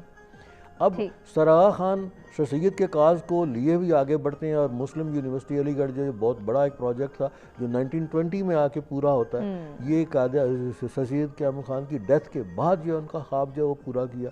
تو اب تک وہ مطلب کہ بہت بڑا ایک ادارہ ہے انڈیا میں بھی، اور ہندوستانی گورنمنٹ کا اور وہ سارا تعصب دیکھ لیجئے گا کہ اب وہ کیوں تھا علی گڑھ مسلم یونیورسٹی. تو اب وہ مسلم کا لفظ کاٹ دیا گیا.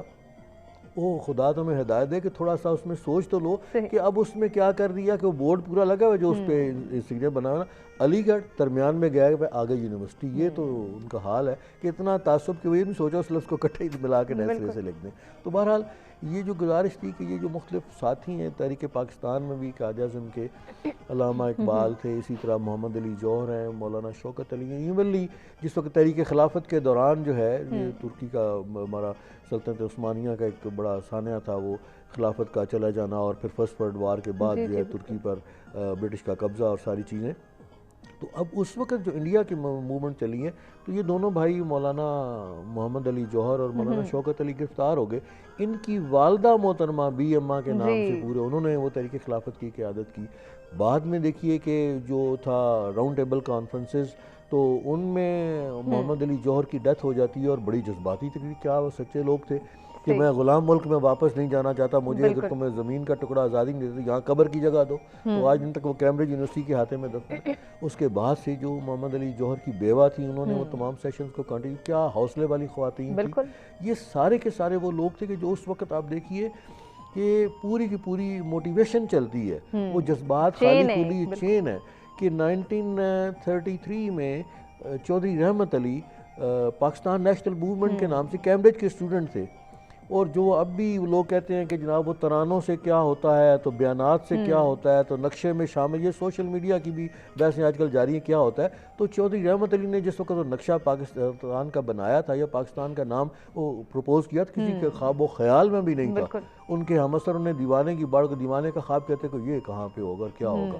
اب وہی دیکھ لیں اسی نقشے پہ آ کے وہ سارے کا سارا وطن عزیز بیس کرنا ہے. تو یہ ساری وہ چیزیں تھیں, وہ موٹیویشن تھی, اور ان لوگوں کو ہمیں یاد کرنا ہے کس طرح سے چودھری رحمت علی جیسا شخص, اور پھر جو سلمان صاحب بھی فرما رہے تھے کہ ہمارا جو رول ہے کہ ہم کیا کرتے ہیں ان کے ساتھ, ہماری ناکامی. تھوڑی سی اس بات پہ اپنے گریبان میں بھی جھانکنا ہے کہ چودھری رحمت علی پاکستان بن جانے کے بعد جس وقت یہاں تشریف لاتے ہیں تو بڑے تلخ حقائق ہیں, تو ہمارے یہاں انہیں ٹکنے نہیں دیا گیا اور گورنمنٹ نے دوبارہ انہیں ڈیپورٹ کر دیا. کیا وجوہات تھیں, کیا وہ معاملات تھے؟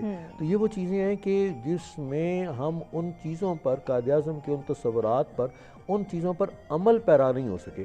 ہماری کانسٹیٹیوشن میکنگ بھی اب وہی بات سلمان صاحب علی کہ اگر جناب مزید زندہ رہتے تو کانسٹیٹیوشن میکنگ کا پروسیس بھی بہتر ہو سکتا تھا. اور انہوں نے اسی وقت علماء کے ایک وفد سے ملتے ہوئے 48 کے اوائل میں کہہ دیا تھا کہ آپ اسلامی قانون کے لیے کوشش کریں, آپ کے پاس واضح طور پر قرآن حکیم موجود ہے. لیکن اگلی بات بھی انہیں پتا تھی کہ یہاں سے تمام لوگ متفق نہیں ہوگے, کسی کا کوئی ترجمہ ہوگا, کوئی کسی کا کوئی ترجمہ ہوگا. انہوں نے کہا کہ اگر آپ مشکل محسوس کریں, قائد ماشاءاللہ بڑے ویژن والے رہنما تھے, کہ اگر آپ مشکل محسوس کریں تو آپ کے پاس حضرت عمر رضی اللہ تعالیٰ عنہ کے دور کا بنا بنایا آئین, اصلاحات, ریفارمیشن موجود ہیں, امپلیمنٹ کریں. وہ کیوں ڈیلے ہوا, اس کی بہت ساری ریزنز ہیں, اگر ہم ان ڈیٹیل نہ بھی اس کا 1956 کا کانسٹیٹیوشن ڈیلے بنا, کیوں ناکام ہوا, کیا معاملات تھے, power politics, power corridors, election, اس طرح سے اس طرح سے وہ سارے اسلامک اصولوں کی وائلیشن. پھر آگے وہی سینٹرلزم کا دور, فرد واحد کا وہ قانون 1962 سے آنورڈ سارا ڈیمیج کیا پاکستان کو. تو اب یہ وہ ساری چیزیں تھیں کہ کانسٹیٹیوشن میکنگ وہ ایسی رولز یا ایسے پرنسپلز تھے کہ جن پر ہم عمل کر نہیں سکے. اور قائد اعظم کے وہی 3 جو چیزیں تھیں, رہنما چیزیں جو for the running of state, successful state, وہی تھی کہ پہلے ڈیموکریسی. ان تینوں کو دیکھ لیں کہ ڈیموکریسی کا کیا شروع ہوا, فیڈرلزم, اس پرنسپلز پر اگر آج بھی ہم عمل کر لیں, آج بھی ہماری مختلف صوبوں کا رونا وفاق کے ساتھ ہر دور میں ہر حکومت میں وہیں پہ کھڑا ہوتا ہے. اور پھر اسلامک ویلفیئر اسٹیٹ, اس پہ ہم ابھی تک آ نہیں پا رہے. چھوٹے چھوٹے سٹیپس لینے, یہ پورا ایک سوچ ڈیولپ کرنی ہے. اور پھر ہماری یوتھ کو وہ بتانا ہے کہ کس طرح سے آپ نے ہسٹری پڑھنی ہے اور کس طرح سے ہسٹری پڑھانی ہے. یہ بھی تھوڑا سا ریفریشر کورسز کی ریفریشمنٹ کی ضرورت ہے کہ ہسٹری کو اس اٹریکٹیو انداز میں just dry hard facts and figures کی صورت میں نہ پیش کیا جائے. اس میں کو تھوڑا سا سوچنے کی آزادی ہو کہ اگر ایسا ہوا تھا, اگر ایسا نہ ہوتا تو کیا ہوتا. لوگوں کو وہ بولنے کی, بچوں کو وہ تھوڑا سا انالیٹیکل اپروچ دی جائے, کریٹیکل تھنکنگ کی اپروچ دی جائے, جس سے وہ واقعات کو یاد بھی کریں گے اور پھر وہ ریئلائز کریں گے کہ واقعی قائد اعظم, یہ جو قائد اعظم کا فرمان تھا کہ وہ جو وہاں پہ رہ جائیں گے, سلمان صاحب نے فرمایا وہ اپنی وفاداریوں کے ثبوت دیتے پھریں گے. اور اس کے لیے میں یہ گزارش کروں گا کہ آج انڈیا کے مسلمان کی یہ حالت صورتحال بن چکی, آج کشمیر کے مسلمان کی یہ صورتحال بن چکی کہ آج انڈیا کو ایک اور محمد علی جناح کی ضرورت ہے. اس وقت بھی عوام کے جو ہندوستانی مسلمانوں کے مسائل تھے, ان سے جناح نے انہیں نکالا تھا. تو آج بین ہی انڈیا کے مسلمانوں کو ایک اور محمد علی جناح کی ضرورت ہے. کیا بات ہے, بہت خوبصورت بات. جس طرح کہ ابھی گلشن طاہر صاحب نے بات کی, بی اماں کے کردار کی بات ہوئی, مختلف قائدین کے کردار کی بات ہوئی, تو خواتین کا جو ایک خاص رول ہمیں نظر آتا ہے, چاہے وہ بی اماں کی صورت میں ہو, چاہے فاطمہ جناح کی صورت میں ہو, یا پھر بیگم رانا لیاقت علی کا ذکر ہم نے کیا ان کی صورت میں ہو. یہ ہم نے رول بھی یاد رکھنا ہے, اور یہ جو ہے رول ماڈل ہے موجودہ دور کی خواتین کے لیے. بالکل آپ درست فرما رہے ہیں. تاریخ میں بھی دیکھیں, جس طرح آپ نے فاطمہ جناح کا ذکر کیا, بیگم رانا لیاقت علی خان کا ذکر کیا, تو ان کی لیگیسیز آج تک چل رہی ہیں. ابھی بھی اگر آپ دیکھیں تو ایپوا جو ہے, آل پاکستان ویمن ایسوسی ایشن, وہ بیگم رانا لیاقت علی خان کی لیگیسی, اور وہ ایز اے چیریٹی آرگنائزیشن پورے پاکستان میں کام کر رہی ہے. اور بہت ساری ایسی خواتین جو کہ مستحق ہیں, جو کام کرتی ہیں یا جو چیریٹی کی مستحق ہیں, وہ ان کی فلاح بہبود کے لیے کام کر رہی ہے. اس کے بعد اگر آپ دیکھیں تو تاریخ میں, پاکستانی تاریخ میں جو اس طرح کی خواتین گزری ہیں, بعد میں بھی بہت آئیں. جس طرح محترمہ بے نظیر بھٹو صاحبہ تھیں, ان کو ڈاٹر آف دا ایسٹ ان کی قابلیت کی وجہ سے ہی کہا جاتا تھا. اس کے بعد آسمہ جہانگیر صاحبہ تھیں, انہوں نے ایز اے لائر بہت بڑا رول پلے کیا. ابھی آپ دیکھیں تو ڈاکٹر شیری مزاری ہیں, شہری رحمان ہیں, اور بہت ساری خواتین ہیں جو کہ ہمارے لیے رول ماڈل ہیں. اور ان کو دیکھتے ہوئے ہم جس طرح میرے جیسی جو ینگسٹرز ہیں, جو وہ خواتین ہیں جو کہ ابھی ان فیزز میں ہیں جہاں پہ وہ گرو کرنا چاہ رہی ہیں, اور وہ ایک مثبت طریقے سے پاکستان کی کو آگے بڑھانے میں اپنا کردار ادا کر سکتی ہیں, وہ ان کو ایز اے رول ماڈل لے سکتی ہیں. آپ عرفہ کریم کی اگزامپل لے لیں, وہ ایک بچی تھیں جنہوں نے بہت کم ایج میں بہت ساری کامیابیاں حاصل کی. अभी रिसेंटली सोशल मीडिया के ऊपर एक और बच्ची जिसने एक केमिस्ट्री का जो पीरियोडिक टेबल है उन्होंने उसमें अपना रिकॉर्ड कायम किया और एक इंडियन प्रोफेसर को उन्होंने उसमें मात दी। तो ख़वातीन का रोल तो हमेशा से देखें, ख़वातीन सिर्फ घर नहीं बनाती, ख़वातीन एक मुआशरा बनाती हैं, ख़वातीन एक कौम बनाती हैं, तो ख़वातीन का रोल तो बहुत ज़रूरी है। As a Khatoon my self मैं ये चीज़ समझती हूँ कि मर्दों के शाना बशाना आपने सिर्फ काम नहीं करना, आपने एक सोच को परवान चढ़ाना है। बिल्कुल, आपने नौजवान नस्ल को, आपने अपने घर में अपने बच्चों को, अपने घर के मर्दों को, आपने उनमें एक पॉजिटिविटी लेके आनी है। आपने उनकी जो उनकी पर्सनालिटी के वो वाले फैक्टर्स जिनको वो उभार सकते हैं और जो कि एक मुस्बत माशरे को तश्कील दे सकते हैं, आपने उनको पॉलिश करना है। तो ख़वातीन का रोल तो बहुत ज़्यादा है। बिल्कुल, इसको ना सिर्फ महसूस करना है बल्कि इसको भी इन्हेंस करना है, इसको भी नरिश करना है। सलमान, अभी डॉक्टर ताहिर साहब एक बात कर रहे थे कि हमने नौजवानों के अंदर एनालिटिकल अप्रोच को जो है वो किसी तरह से इनकलकेट करना है ताकि वो सोचने पर मजबूर हों और एक कंपैरिजन डेवलप कर सकें उन हालात के हवाले से भी और मौजूदा सूरत हाल को भी देखते हुए। तो आप नहीं समझते कि ये बहुत आसान काम है अगर हमारे असातिज़ा कराम करना चाहें तो? देखिए, ये बहुत ही अहम नुक्ता है। मैं समझता हूँ आज की पूरी नशिस्त का सबसे अहम और बुनियादी नुक्ता यही है कि दौर हाजिर में किस तरह नौजवान को इक्विप किया जाए कि वो अच्छे बुरे की तमीज़ कर सके। उसमें वो एनालिटिकल स्किल्स, वो क्रिटिकल एबिलिटी उसमें इनकलकेट की जाए कि जिससे वो तकाबुली जायज़ा ले सके। सिर्फ वो रट्टा ना लगाए, सिर्फ वो तारीख़ को याद ना करे। हमें उसकी शायद इतनी ज़रूरत नहीं है, क्योंकि आजकल तो वैसे भी ऑडियो वीडियो का दौर है, तो हम कुछ भी सुन सकते हैं, देख सकते हैं। लेकिन वो नौजवानों में वो जो क्रिटिकल एबिलिटी है जिससे वो समझ सकें कि उनकी शनाख्त क्या है, उनका वजूद क्या है, उन्होंने किस तरह से मुकाबला करना है, किस किस कौम का मुकाबला करना है, किस किस डगर पे मुकाबला करना है। लेकिन जैसे मैंने पहले भी कहा कि हमारे कुछ ऐसे हालात पैदा हुए, कुछ ऐसे हालात पैदा कर दिए गए कि जिसमें क्रिटिकल थिंकिंग को दबाया गया, हर लिहाज से दबाया गया, जिससे हमें बहुत नुकसान हुआ। और हमारा तारीख में भी देखा जाए तो 14 अगस्त में बड़ी खुशी का मौका होता है। हम याद करते हैं, अपने आबा अजदाद को याद करते हैं, अपने अकाबरीन को याद करते हैं, उनकी कुर्बानियों को याद करते हैं। लेकिन साथ ही साथ अब हमें इतना वक्त हो चुका है, 7 दिहाइयों से ज़्यादा हो चुका है कि हमें उसके साथ साथ अपनी नाकामियों को भी देखना है कि कहाँ हमसे कोताही हुई, कहाँ हमसे गलती हुई, कहाँ हमें कुछ फैसले थे जो नहीं करने चाहिए थे। हमारा मुल्क दो लख्त हुआ, हमारे साथ हमारे पे बड़े क्राइसिस आए, हमें दहशतगर्दी का फिर सामना करना हुआ। वो उससे बड़े साने हाथ हमने देखे मुल्क दो लख्त होने से बड़े पिछले 15 साल में। फिर लेकिन इसी कौम ही खड़ी हुई, इस कौम ने मुकाबला भी किया। वो हमें वो सलाहियत है, लेकिन हमारे फैसले गलत हुए। हमने अपने माशरे को जब एक ख़ास सिमत में चलाने की कोशिश की, उसको दौड़ाने की कोशिश की, तब मसाइल पैदा हुए और क्रिटिकल थिंकिंग को दबाना पड़ा। तो मेरे ख्याल में अगर हम एक आज़ाद सोच के साथ आगे बढ़ें, तारीख़ का मुताला करें, हम अज़्र हाज़िर को देखें, तो ऐसा बिल्कुल नहीं है। मेरे ख्याल में ये डर नहीं होना चाहिए किसी भी उस्ताद को, किसी भी स्कूल, कॉलेज, यूनिवर्सिटी को, कि अगर हम स्टूडेंट्स को क्रिटिकल थिंकिंग पे मजबूर करेंगे, उनमें ये सलाहियत पैदा करेंगे, तो उससे कुछ बुरा हो जाएगा। पाकिस्तान की पाकिस्तानियत जो है वो हमारे एक सबकॉन्शियस का हिस्सा बन चुकी है। सही। वो हम में से नहीं निकाली जा सकती। कोई फिल्म, ड्रामा, कहानी, कोई किसी और मुल्क का ड्रामा, कहानी हमारे में से वो पाकिस्तानियत को नहीं निकाल सकता, ना उसको चैलेंज कर सकता है। और अगर हम में से कोई क्रिटिकल सोच रखता है, हम मुख्तलिफ सलाहियतों के लोग हैं। कुछ बहुत ऑप्टिमिस्ट होते हैं, कुछ थोड़े से पेसिमिस्ट होते हैं, कुछ दरमियान के लोग होते हैं। लेकिन बुनियादी जो तलखी है या बुनियादी जो क्रिटिसिज्म है, उसका मंबा पॉजिटिव ही होता है। बिल्कुल ऐसे। आप कहते हैं कि ये कुछ गलत हो रहा है माशरे में या सियासत में या इदारों में या इन तमाम चीज़ों में, तो उसका मकसद ये नहीं होता कि खुदा न खास्ता आप कोई जिस तरह हम एक्सट्रीम टैग्स लगा देते हैं, लेबल्स लगाते थे, ऐसा नहीं है।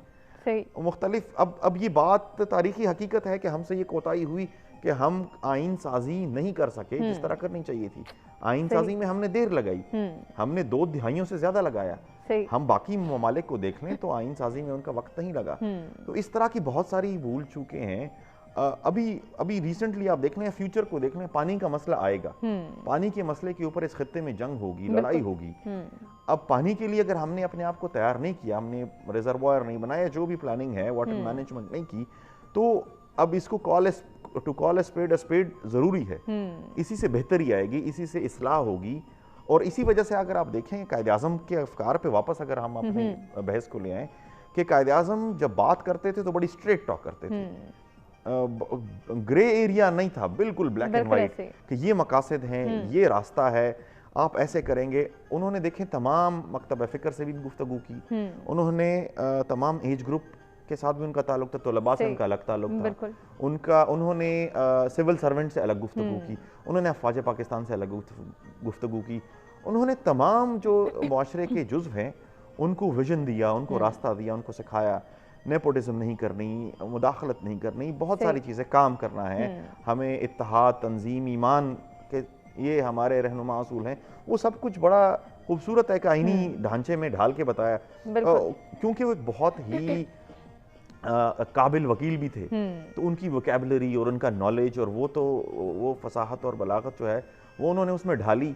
और उससे इसलिए जब वो तकरीर करते थे तो वो तकरीर अब भी हमारे लिए एक रहनुमा असूल, एक नुस्खा होती है। जो भी उनकी तकरीर उठा लें, आप चाहे उनकी किसी जलसे की तकरीर उठा लें, चाहे कॉन्स्टिट्यूशन असेंबली में जो तकारीर हैं उनको उठा लें, उनकी निजी महफिल की गुफ्तगू भी उठा लें, तो उसमें भी कुछ ना कुछ आपको ज़रूर मिलेगा। तो हमने फिर कुछ चीज़ों को बेहतर तरीके से अंजाम नहीं दिया। सो इस मामले में क्रिटिकल थिंकिंग बहुत अहम रोल अदा करती है, और क्रिटिकल थिंकिंग जितनी आगे जाएगी उससे कभी भी ना मुआशरे का नुकसान होगा ना मुल्क का, बल्कि उसमें मस्बत तब्दीली आएगी। बिल्कुल तब्दीली आएगी, और ये तब्दीली ज़रूरी है। सलमान, एक और मसला जिसके हवाले से मैं चाहूँगी कि आप तीनों सजेशंस भी दें और अपने मैसेजेस में कंक्लूड भी करें कि एक ख़ास माइंडसेट हम देखते हैं कि पाकिस्तान की तारीख को हमने एक सब्जेक्ट बना दिया कि 50 नंबर हासिल करने, रट्टा लगा के कर लें, किसी से नकल करके कर लें, या चलें वक्ती तौर पर जो है वो थोड़ा सा भी करके हम जो है वो गुजारा कर लें। इस तारीख के अंदर दिलचस्पी, दिलजमी और इसको एक तारीख के किरदार के तौर पे जो है वो अपने अंदर ढालना, अपने अंदर समोना और समझना हम सब के लिए ज़रूरी है। किस तरह से कर सकते हैं? देखें, बहुत अहम है ये, क्योंकि तहकीक का जो अमल है अगर उसको तारीख़ी हवाले से देखा जाए और अपनी तारीख़ पे तहकीक की जाए तो वो बहुत ज़रूरी और हमारे मुल्क में बहुत कम है। डिपार्टमेंट्स आप देख लें बहुत कम है यूनिवर्सिटियों में, उस पर आप कुतुब साजी देख लें, आप हमारे कितने बच्चे हैं, हमारे कितने नौजवान हैं जो पाकिस्तानी तारीख पर कुतुब लिख रहे हैं। सही। कुछ लोगों ने बहुत अच्छी अच्छी किताबें लिख दी हैं, वही हमने पकड़ ली हैं, वो अच्छी हैं, उनकी अपनी जगह है, लेकिन ये कंटिन्यूस प्रोसेस है। इसकी मुख्तलिफ जहतें हैं, इसकी मुख्तलिफ शक्लें हैं, इसका माशरती पहलू है, सियासी पहलू है, तस्वीराती पहलू है, बहुत सारे पहलू हैं जिसके ऊपर तारीखी तौर पर रिसर्च हो सकती है। बिल्कुल हो सकती है। आजकल अभी तक तो हमारे लोग इसमें भी कंफ्यूज हैं कि मोहम्मद अली जिन्ना पर कितनी रिसर्च हुई है, कितनी नहीं हुई, कम है, ज़्यादा है। हमारे जो सबसे बड़े कायद हैं तो हमने उनके ऊपर कितनी 10 किताबें तसनीफ की हैं, 12-15 किताबें तसनीफ की हैं। हमें 500 किताबें तसनीफ करनी चाहिए उनके ऊपर, हमें 5000 करनी चाहिए, मकाले लिखने चाहिए। सो वो अमल शायद तालीमी अमल उस तरह से नहीं हो पाया, इसी वजह से वो उसकी अहमियत सिर्फ वो मार्क्स तक रह गई है या याद रखने तक रह गई है कि आपको। और मजाकन अक्सर लोग कहते हैं, अजराह मजाक कह रहा हूँ कि लोग कहते हैं कि हम 14 नुकात याद नहीं कर पाए आज तक। सो प्रोफेसर साहब भी एग्री करेंगे। तो अब आप देखें, हमने उसको इतना जिस तरह ड्वाफ कर दिया है, उसको बहुत उसकी अहमियत को कम कर दिया। हम जितना तारीख में मुताला करेंगे, जितनी स्टडी करेंगे, जितनी रिसर्च करेंगे, उससे ही ये बात आगे बढ़ेगी। बिल्कुल, और उसी से हम सीख सकेंगे जो कि हमने सीखना है। गुलशन, आपका क्या पैगाम है हमारे नाज़रीन के लिए? मेरा ये पैगाम है कि सिर्फ किताबें लिखना नहीं चाहिए बल्कि उनको पढ़ना भी चाहिए। अभी पिछले दिनों हम एक कश्मीर फ़ाइल बना रहे थे जिसके लिए मैंने मुख्तलिफ लाइब्रेरीज़ का विज़िट किया, और मैं ये देख के हैरान थी कि कश्मीर के ऊपर और कैम पाकिस्तान के ऊपर पाकिस्तानी राइटर्स से ज़्यादा इंग्लिश राइटर्स और जो इंडियन राइटर्स हैं उनकी किताबें हैं। इसके अलावा जो मेरा सेकंड मैसेज है वो ये है कि अपने इर्द गिर्द आप पॉजिटिविटी फैलाएं। पाकिस्तान में बहुत पोटेंशियल है, हमारी यूथ में बहुत पोटेंशियल है। आप जिस कैपेसिटी में हैं आप उसी कैपेसिटी में आप सिंसियरली आप अपने काम को सर अंजाम दें। आप अपने हिस्से की शमा जलाएं। आप ये मत देखें कि आपके इर्द गिर्द क्या हो रहा है, तारीख में क्या था, या आपका फ्यूचर के बारे में आप ज़रूर सोचें, लेकिन आप हाल में रह के अपने हालात को बेहतर बनाने की कोशिश करें। आपके हालात बेहतर होंगे तो मुआशरे के हालात बेहतर होंगे, मुआशरे के बेहतर होंगे तो एक कौम के हालात बेहतर होंगे। डेफिनेटली, बहुत खूबसूरत बात, खूबसूरत पैगाम। ताहिर साहब, आपके पास क्या सजेशन है, किस तरह से तारीख को समझा जा सकता है और फिर समझने के साथ साथ کردار ادا کرنا ضروری ہے. جی آپ کی بات کو آگے بڑھاؤں گا کہ تاریخ کو سمجھنے کے لیے، اس کو آگے بڑھانے کے لیے ضروری چیز ہے کہ جو آپ ہمارے یہاں روٹ لرننگ آ جاتی ہے اسکول کالجز میں، وہ یا والی بات ہے جی اتنے مارکس ہیں، وہ ایم سی کیوز یا شارٹ کویسچن، اس چیز سے باہر نکلتے ہوئے اسٹوڈنٹ کو سنس دا بگننگ جو ہے وہ تھوڑا سا ڈائلاگ کا، انٹر کمیونیکیشن کا جو ہے وہ موقع دیا جائے. کوئی بھی ٹاپک دے کر ان سے ڈسکشن کروائی جائے تاکہ وہ اس سے پہلے پڑھ کے آئیں. تو اس سے کیا ہوگا کہ اس کے جو بھی پہلو ہیں، جتنے بھی تاریخی پہلو، تمام اس کو پریکٹیکلی جب کنٹمپریری اپنے طور پر وہ امپلیمنٹ کریں گے تو اس کو وہ ایزیلی سمجھ پائیں گے. تو تاریخ کو ایک طرح سے سمجھنے کے لیے یہ پروسیس بہت ضروری ہے. تعلیم، اس کے ساتھ ساتھ ان کی تربیت ہوگی، اور پھر جو کنفیوژنز ان کے ذہنوں میں آ جاتے ہیں، اور پھر بڑی ضروری جو چیز آ جاتی ہے کہ ہم نیشنل ہسٹری کے ساتھ ساتھ ہمیں ایک اور چیز جس کے بارے میں ہمارے بڑے جو ہیں سوچتے ہوئے کانپتے ہیں یا ڈرتے بھی ہیں، سب نیشنل اپروچ اور ساتھ ساتھ ریجنل ہسٹری، اس کی بھی بڑی امپورٹنس ہے. ریجنل ہسٹری اور سب نیشنل اپروچ جو ہے وہ اسی نیشنل اپروچ کے پھول کی وہ پتیاں ہیں کہ جن سے وہ نیشنل لیول کا، فیڈرل لیول کا وہ پھول جو ہے وہ پنپ رہا ہے. تو اس میں جتنے بھی ریجنز ہیں، یونٹس ہیں، پروونسز ہیں، تو ان کے علاقوں کی ہسٹری، ان کے جتنے بھی بڑے رہے تمام نے ان کے لیے کام کیا، پاکستان کے لیے کام کیا، تو ان کے کریکٹر کو، ان کے کردار کو بھی آگے بڑھانا چاہیے. اور اسی وجہ سے ہمارے ہاں جو نیشنل سٹریم پالیٹکس ہے وہ پازیٹیولی ڈیولپ ہوگی، رادر کہ وہ سب نیشنل یا regional politics which is damaging our national fabric, وہ ڈیولپ نہیں ہو پائے گی، اور نیشنل اپروچ اور نیشنل کوآرڈینیشن اور کوہیژن یہ زیادہ ہوگی. بہت خوبصورت پیغام. آپ تمام مہمانوں کا شکریہ ادا کرنا چاہیں گے. بہت کچھ سیکھنے کا موقع ملا، اور امید کرتے ہیں کہ ناظرین جتنی بھی گفتگو ہمارے ان تینوں مہمانوں نے کی وہ آپ کو پسند آئی ہوگی. ہمیں بریک کی جانب بڑھنا ہے. بریک سے جب ہم واپس آئیں گے تو ہمارے ساتھ کچھ اور مہمان بھی موجود ہوں گے جن سے ہم گفتگو کریں گے اور ڈسکشن کے سلسلے کو آگے بڑھائیں گے. بریک کے بعد حاضر ہوتے ہیں، کنٹینیو کرتے ہیں.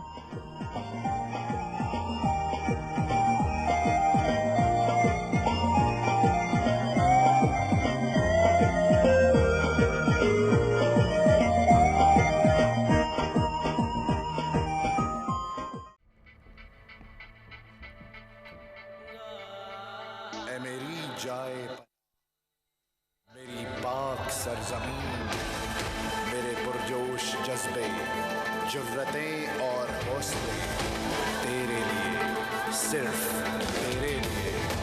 میری خاک وطن اس جہاں میں کہیں، میری خاک وطن اس جہاں میں کہیں تیرا ثانی نہیں. تیرے جانباز کی دشمنوں کی طرف ہے نظر آتشی، تیرے اہل ہنر ہے سراپا عمل لے کے سوزے یقین. تیری ہر داستان حوصلوں کا نشان، ہمتوں کی امین. اے میری سرزمین، اے میری سرزمین، اے میری سرزمین، اے میری سرزمین.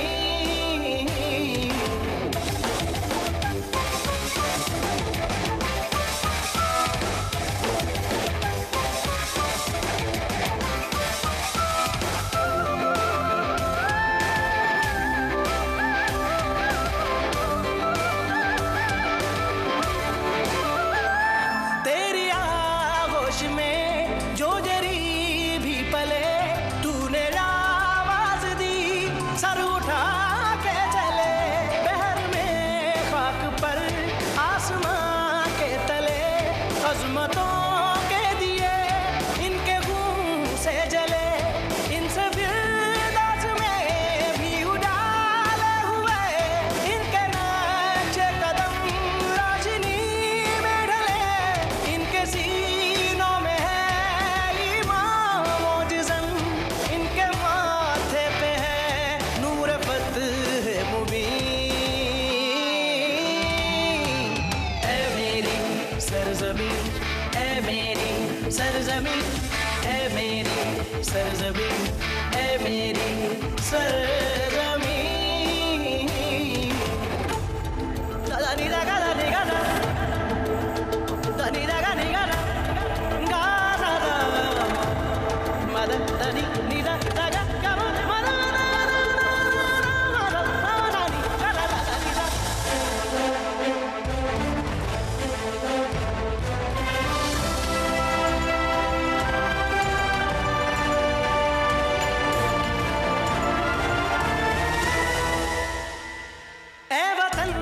खुशनुमा अर्ज जन्नत नुमा तेरा ऐहद वफा दिल पे तहरीर है सबकी सोचों में इश्क़ वतन की झलक सबकी वहादत में एक अज़्म तामीर है सब दिलों में जमा है यही वलवले सारी मिल्लत के जज्बों में तासीर है आसमां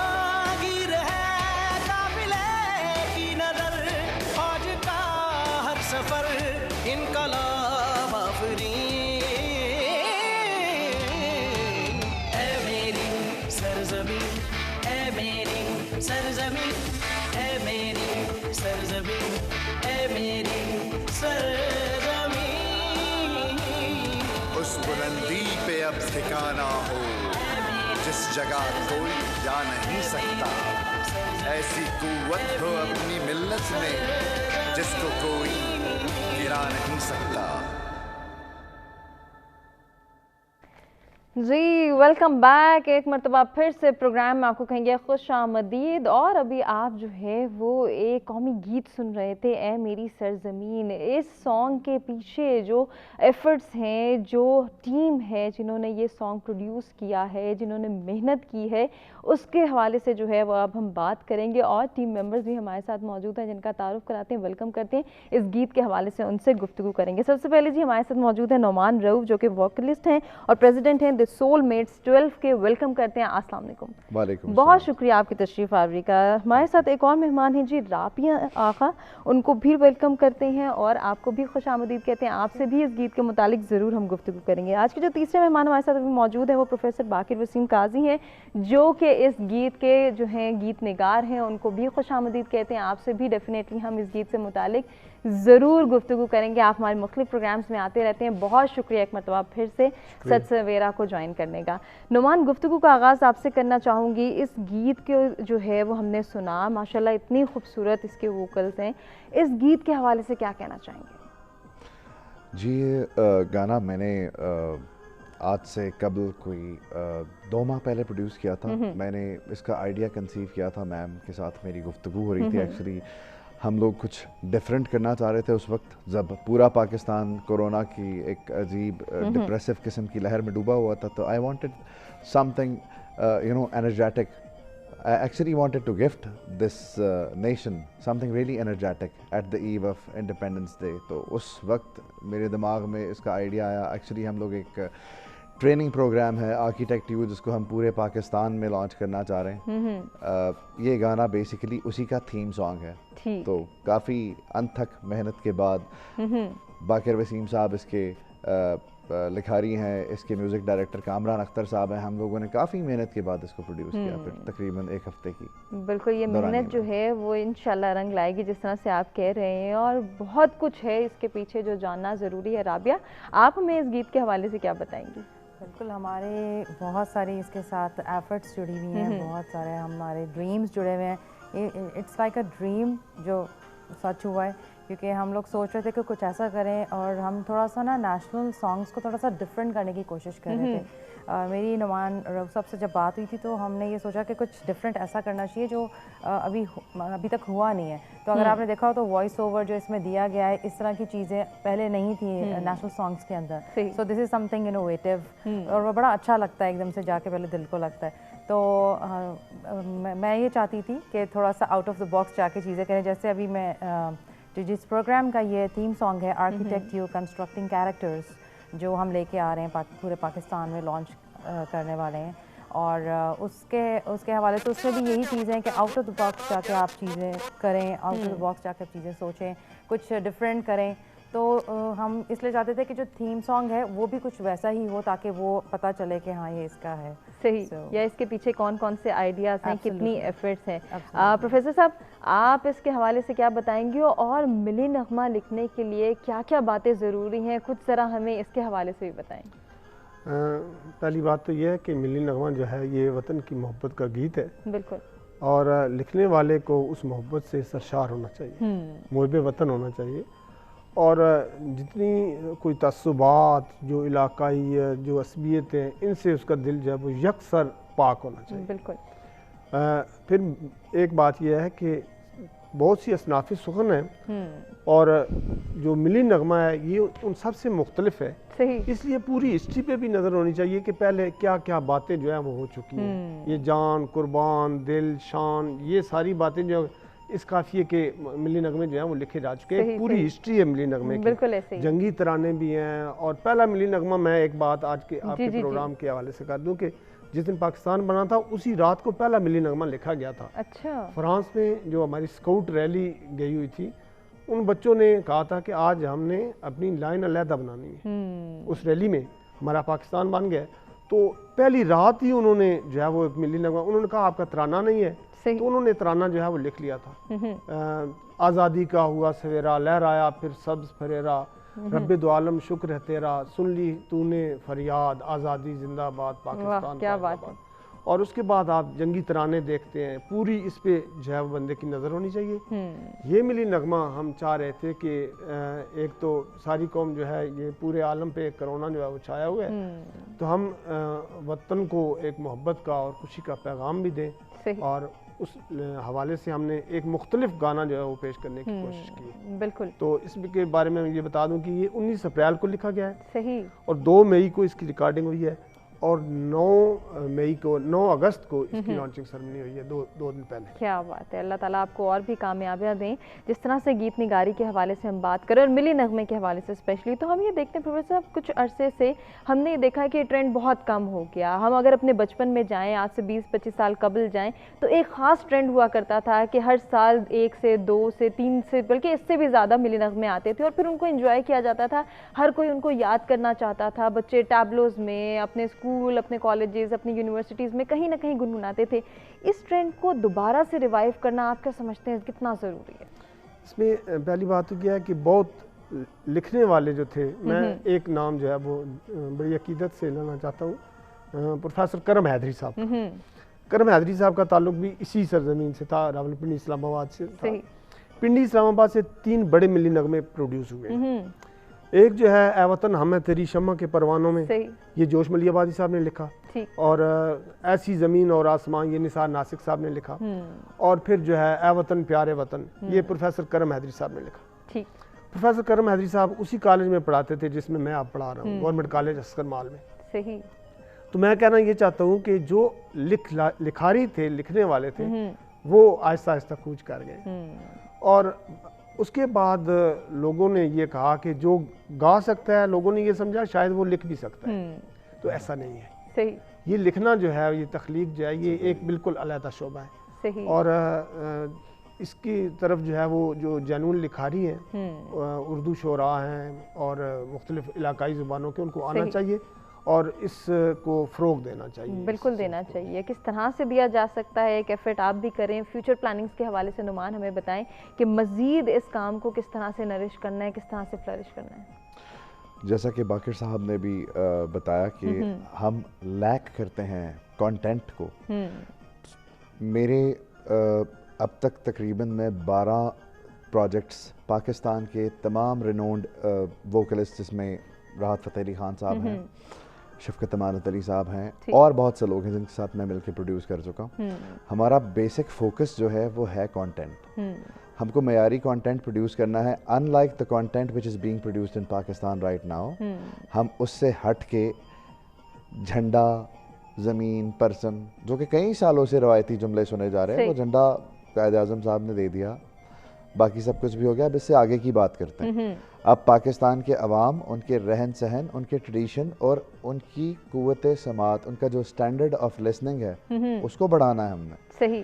تو اس کے لیے ہم کافی کوشش کر رہے ہیں, کافی کچھ پروڈیوس کر رہے ہیں. ابھی ہمارا یوٹیوب چینل ہے دا سول میٹس, نعمان رؤف اور رابعہ آغا کے نام سے, جس کے اوپر ہم پروڈکشن ریلیٹڈ جو وینچرز ہیں وہ نعمان رؤف کے اوپر, میوزک اور انٹرٹینمنٹ نعمان رؤف پروڈکشنز کے اوپر, اور ہماری جو اکیڈیمک اور انفرٹینمنٹ ایکٹیویٹیز ہیں وہ اسکیچڈ بائی رابعہ آغا کے نام سے ہمارا ایک یوٹیوب چینل ہے, جس کے اوپر ہم وقتاً فوقتاً لانچ کر رہے ہیں. بالکل کر رہے ہیں. تو آنے والے وقت میں کس طرح سے دیکھ رہے ہیں کہ نوجوان کس طرح سے سامنے آئیں گے, اپنا کردار ادا کریں گے اور یقیناً ان کو یہ چیزیں اٹریکٹ کریں گی؟ میم آپ کے ملک میں بہت ٹیلنٹ ہے, ہر جانرا میں بہت ٹیلنٹ ہے. پرابلم یہ ہے کہ اس ٹیلنٹ کو پلیٹ فارم نہیں ملتا. I struggled for 25 years to reach towards this platform. آپ کے ملک میں میرے پاس تو الحمدللہ I'm a businessman by profession, okay, میں اپنی چیزیں خود پروڈیوس کرتا ہوں. لوگوں کے پاس وسائل کی کمی ہونے کی وجہ سے وہ سامنے آنے سے رہ جاتے ہیں. ٹھیک ہے, آپ کے ملک میں ووکلسٹ بہت اچھے ہیں, آپ کے ملک میں میوزیشین سب سے اچھے ہیں, دنیا کا سب سے بہترین میوزیشین پاکستان میں, but they cannot either proceed the way they want to. اس طرح سے نہ وہ جی سکتے ہیں, نہ پرفارم کر سکتے ہیں. ریزن کیا ہے اس کے پیچھے؟ ریزن وسائل کی کمی, پراپر پلیٹ فارم نہیں ہے.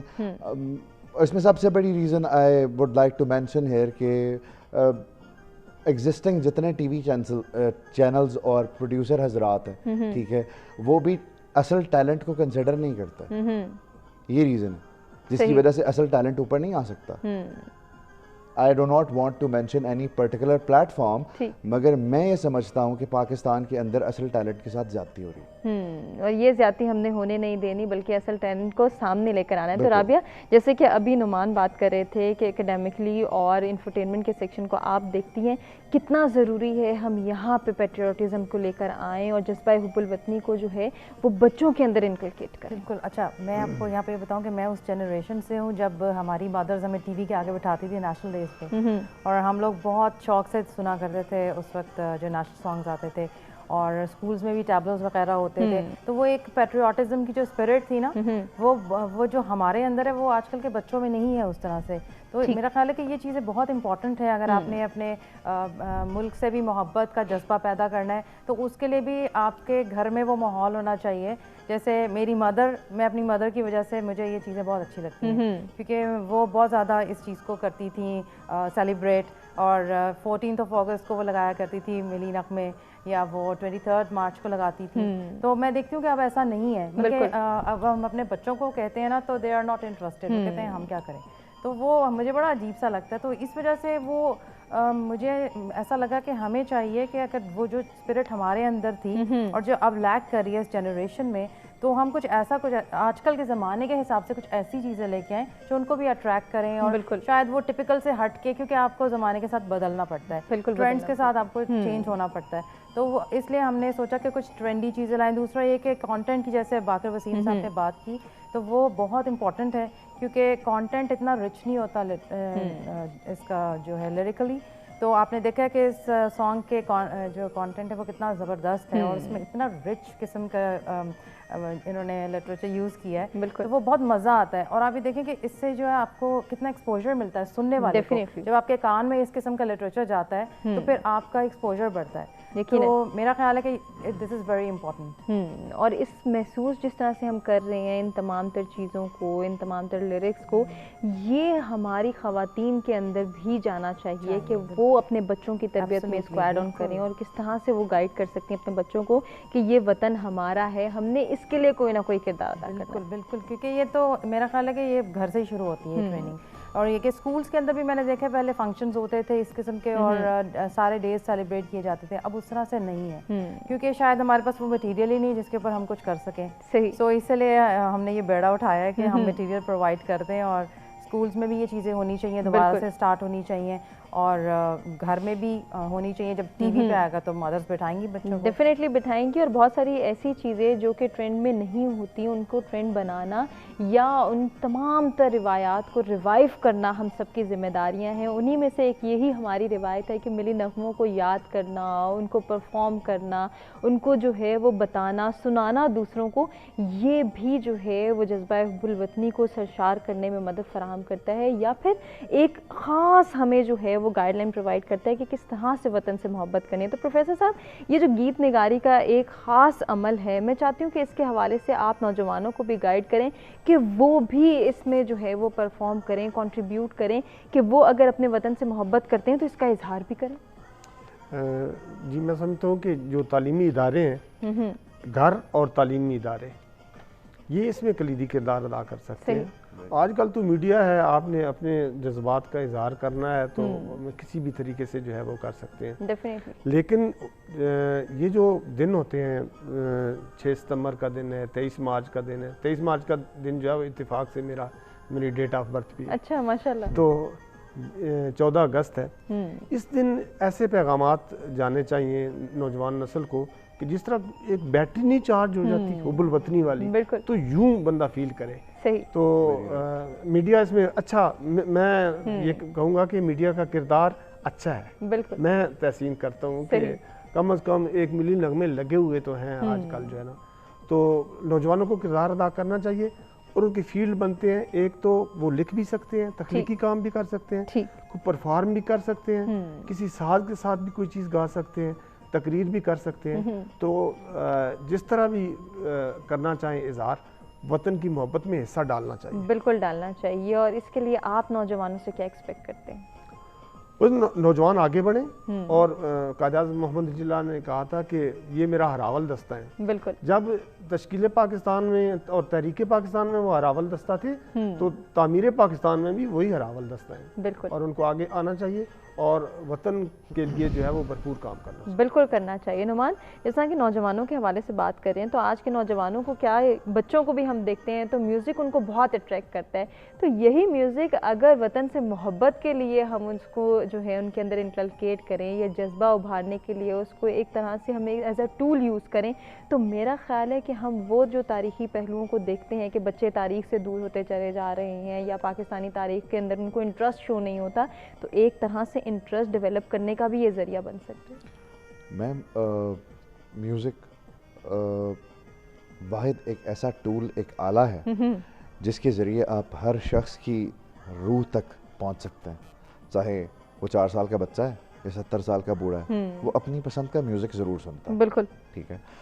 آج میں ایک ایجوکیشنسٹ کے ساتھ اگر کام کر رہا ہوں, I am a musician, I am a producer, I am an artist. Okay, میرا مقصد اس معاشرے کو ریولوشنائز کرنا ہے through my music, through my content that I am producing.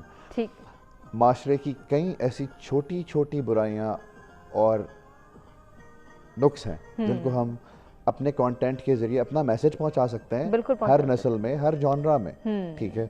تو یہی کوشش ہم کرنا چاہ رہے ہیں کہ ہم اپنے میوزیکل کانٹینٹ کے تھرو, اور جو ہمارا انفرٹینمنٹ کانٹینٹ ہے, میں مرج کرنا چاہتا ہوں ایجوکیشن اور میوزک کو. ایک روایتی طریقے سے ہٹ کے ہم وہی میسج اس طرح سے عوام کو سنانا چاہتے ہیں جیسے وہ سننا چاہتے ہیں, جس طرح ان کو سننا اچھا لگتا ہے. رہ گئی بات ہمارا, جیسے پروفیسر باقر وسیم قاضی صاحب نے بھی بتایا, میم کانٹینٹ کی مضبوطی اور انوویشن اب بہت ضروری ہے. بالکل ضروری. ہمیں روایتی چیزوں سے ہٹ کے, اب سوشل میڈیا کا دور ہے, جب آپ کا ترانہ پوری دنیا میں دیکھا جا رہا ہے, تو آپ پاکستان اور اس کے عوام کا گلوبل امیج ریپرزینٹ کر رہے ہیں. So it has to be very strong. اس کو بہت مضبوط ہونا چاہیے. مضبوط ہونا چاہیے. اور ساتھ ساتھ جس طرح سے روایات کو لے کر بھی چلنا ہے, تو اس میں کہیں نہ کہیں ہم نے ماڈیفیکیشن لانی ہے. ایسا نہیں کہ ہم ساری پرانی چیزوں کو چھوڑ کے صرف نئی چیزوں پر فوکس کریں گے, ہم ماڈیفیکیشن پر فوکس کریں گے. اپنی روایات کو ہی بیوٹیفائی کر کے آپ نے دکھانا ہے. ہم اپنی روایات سے تو ہٹ نہیں سکتے. بالکل. ہمارے نیشنل ہیروز بھی چینج نہیں ہو سکتے, ہماری روایات, معاشرتی قدریں کبھی نہیں بدل سکتی, لیکن اس کو ڈسپلے کرنا, پروڈیوس کرنا, اس کو لوگوں کو دکھانا, یہ ہمارے اختیار میں ہم کیسے دکھاتے ہیں. بالکل, اور دکھانا بہت ضروری ہے کہ ہم معاشرے کی اصلاح چاہتے ہیں, ہم معاشرے کی تربیت کرنا چاہتے ہیں, ہم اپنے نوجوانوں کو گائیڈ کرنا چاہتے ہیں اور اپنے بچوں کی تربیت کو مزید بہتر بنانا چاہتے ہیں. ہمارے تینوں مہمانوں سے گفتگو کا سلسلہ جاری, انہیں سے گزارش کریں گے کہ کوئی سجیشن ان کے مائنڈ میں ہو جو کہ نوجوانوں کو دینا چاہیں. اگست کا مہینہ ہے, جشن آزادی کو ہم منا رہے ہیں, اور اس جشن میں جو ہے وہ کردار ادا کرنے کے لیے اگر ہم ایک شمع بھی روشن کرتے ہیں تو یقیناً ہمارا کنٹریبیوشن چلا جاتا ہے. تو نعمان, کیا میسیج دینا چاہیں گے, کیا سجیشن ہے آپ کے پاس؟ میں آج کے نوجوان کو جسٹ لائک مائی سیلف, میں ایک میوزیشین تھا by birth. I think I was a musician by birth. Artist کبھی بنتا نہیں ہے, آرٹسٹ بائی برتھ ایک آرٹسٹ ہوتا ہے. تو مجھے شروع میں میری فیملی کی طرف سے کافی اپوزیشن ملی, کیونکہ the family I actually belong to, وہاں پہ پریکٹیکلی میوزک کرنا اور پرفارم کرنا شاید اتنا اچھا نہیں سمجھا جاتا. مگر آج کا دور, میں ماں باپ کو یہ کہنا چاہتا ہوں کہ وہ اپنی اولاد کو وہ کرنے دیں جو وہ کرنا چاہتے ہیں. ان کو مولڈ یا فولڈ کر کے کسی اور طرف ڈائیورٹ کرنے کی کوشش نہ کریں, کیونکہ اس کے بعد ان کا بچہ وہ بھی نہیں رہے گا جو وہ کرنا چاہتا ہے. بالکل ٹھیک ہے. سو everybody should actually appreciate the talent they have in their child, اور آپ اپنے ٹیلنٹ کو کبھی بھی کسی کی مرضی کے مطابق ڈھالنے کی کوشش نہیں کریں, اور آپ کو گھبرانا نہیں ہے, آپ کو بڑھنا ہے. کیا بات ہے, بہت خوبصورت پیغام. رابعہ, آپ کا کیا میسیج ہے؟ جی بالکل, میرا میسیج یہ کہ آج کل چیلنجز بہت زیادہ ہیں, اور ہماری ماشاءاللہ یوتھ جو ہے وہ سب سے امپورٹنٹ رول پلے کرتی ہے کسی بھی ملک کی ترقی میں. اور جو چیلنجز ہیں ان سے گھبرانا نہیں چاہیے, کیونکہ جب آپ کوئی ڈریم دیکھتے ہیں تو راستے میں بہت ساری رکاوٹیں آتی ہیں, اور اگر آپ گھبرا جائیں گے تو پھر آپ اپنے ڈریمز کو اچیو نہیں کر سکتے. تو کنسسٹنسی کے ساتھ آپ کو آگے بڑھنا ہے اور اپنے ڈریمز کو اچیو کرنا ہے. بالکل کرنا ہے. بہت خوبصورت بات. پروفیسر صاحب, آپ کا کیا پیغام ہے؟ ایک شعر میں پیغام ہے. جی جی ضرور دیجیے. افتخار عارف صاحب کا ایک شعر ہے, اور اسی میں پیغام دینا چاہتا ہوں. ضرور. آسمانوں پر نظر کر, انجم و مہتاب دیکھ. آسمانوں پر نظر کر, انجم و مہتاب دیکھ, صبح کی بنیاد رکھنی ہے تو پہلے خواب دیکھ. کیا بات ہے, بہت خوب بہت خوب. اور اسی جو ہے وہ شعر کے ساتھ آج کے پروگرام کا اختتام کرنا چاہیں گے. اپنے تمام مہمانوں کا شکریہ ادا کریں گے جن سے بات کر کے بہت اچھا لگا, اور امید کرتے ہیں کہ آپ کو بھی ہمارا آج کا پروگرام پسند آیا ہوگا. اپنے فیڈ بیک سے آگاہ کیجیے گا, اپنا بہت خیال رکھیے گا. انشاءاللہ کل کچھ نئے ٹاپکس کے ساتھ دوبارہ آپ کی خدمت میں حاضر ہوں گے. تب تک کے لیے اللہ نگہبان.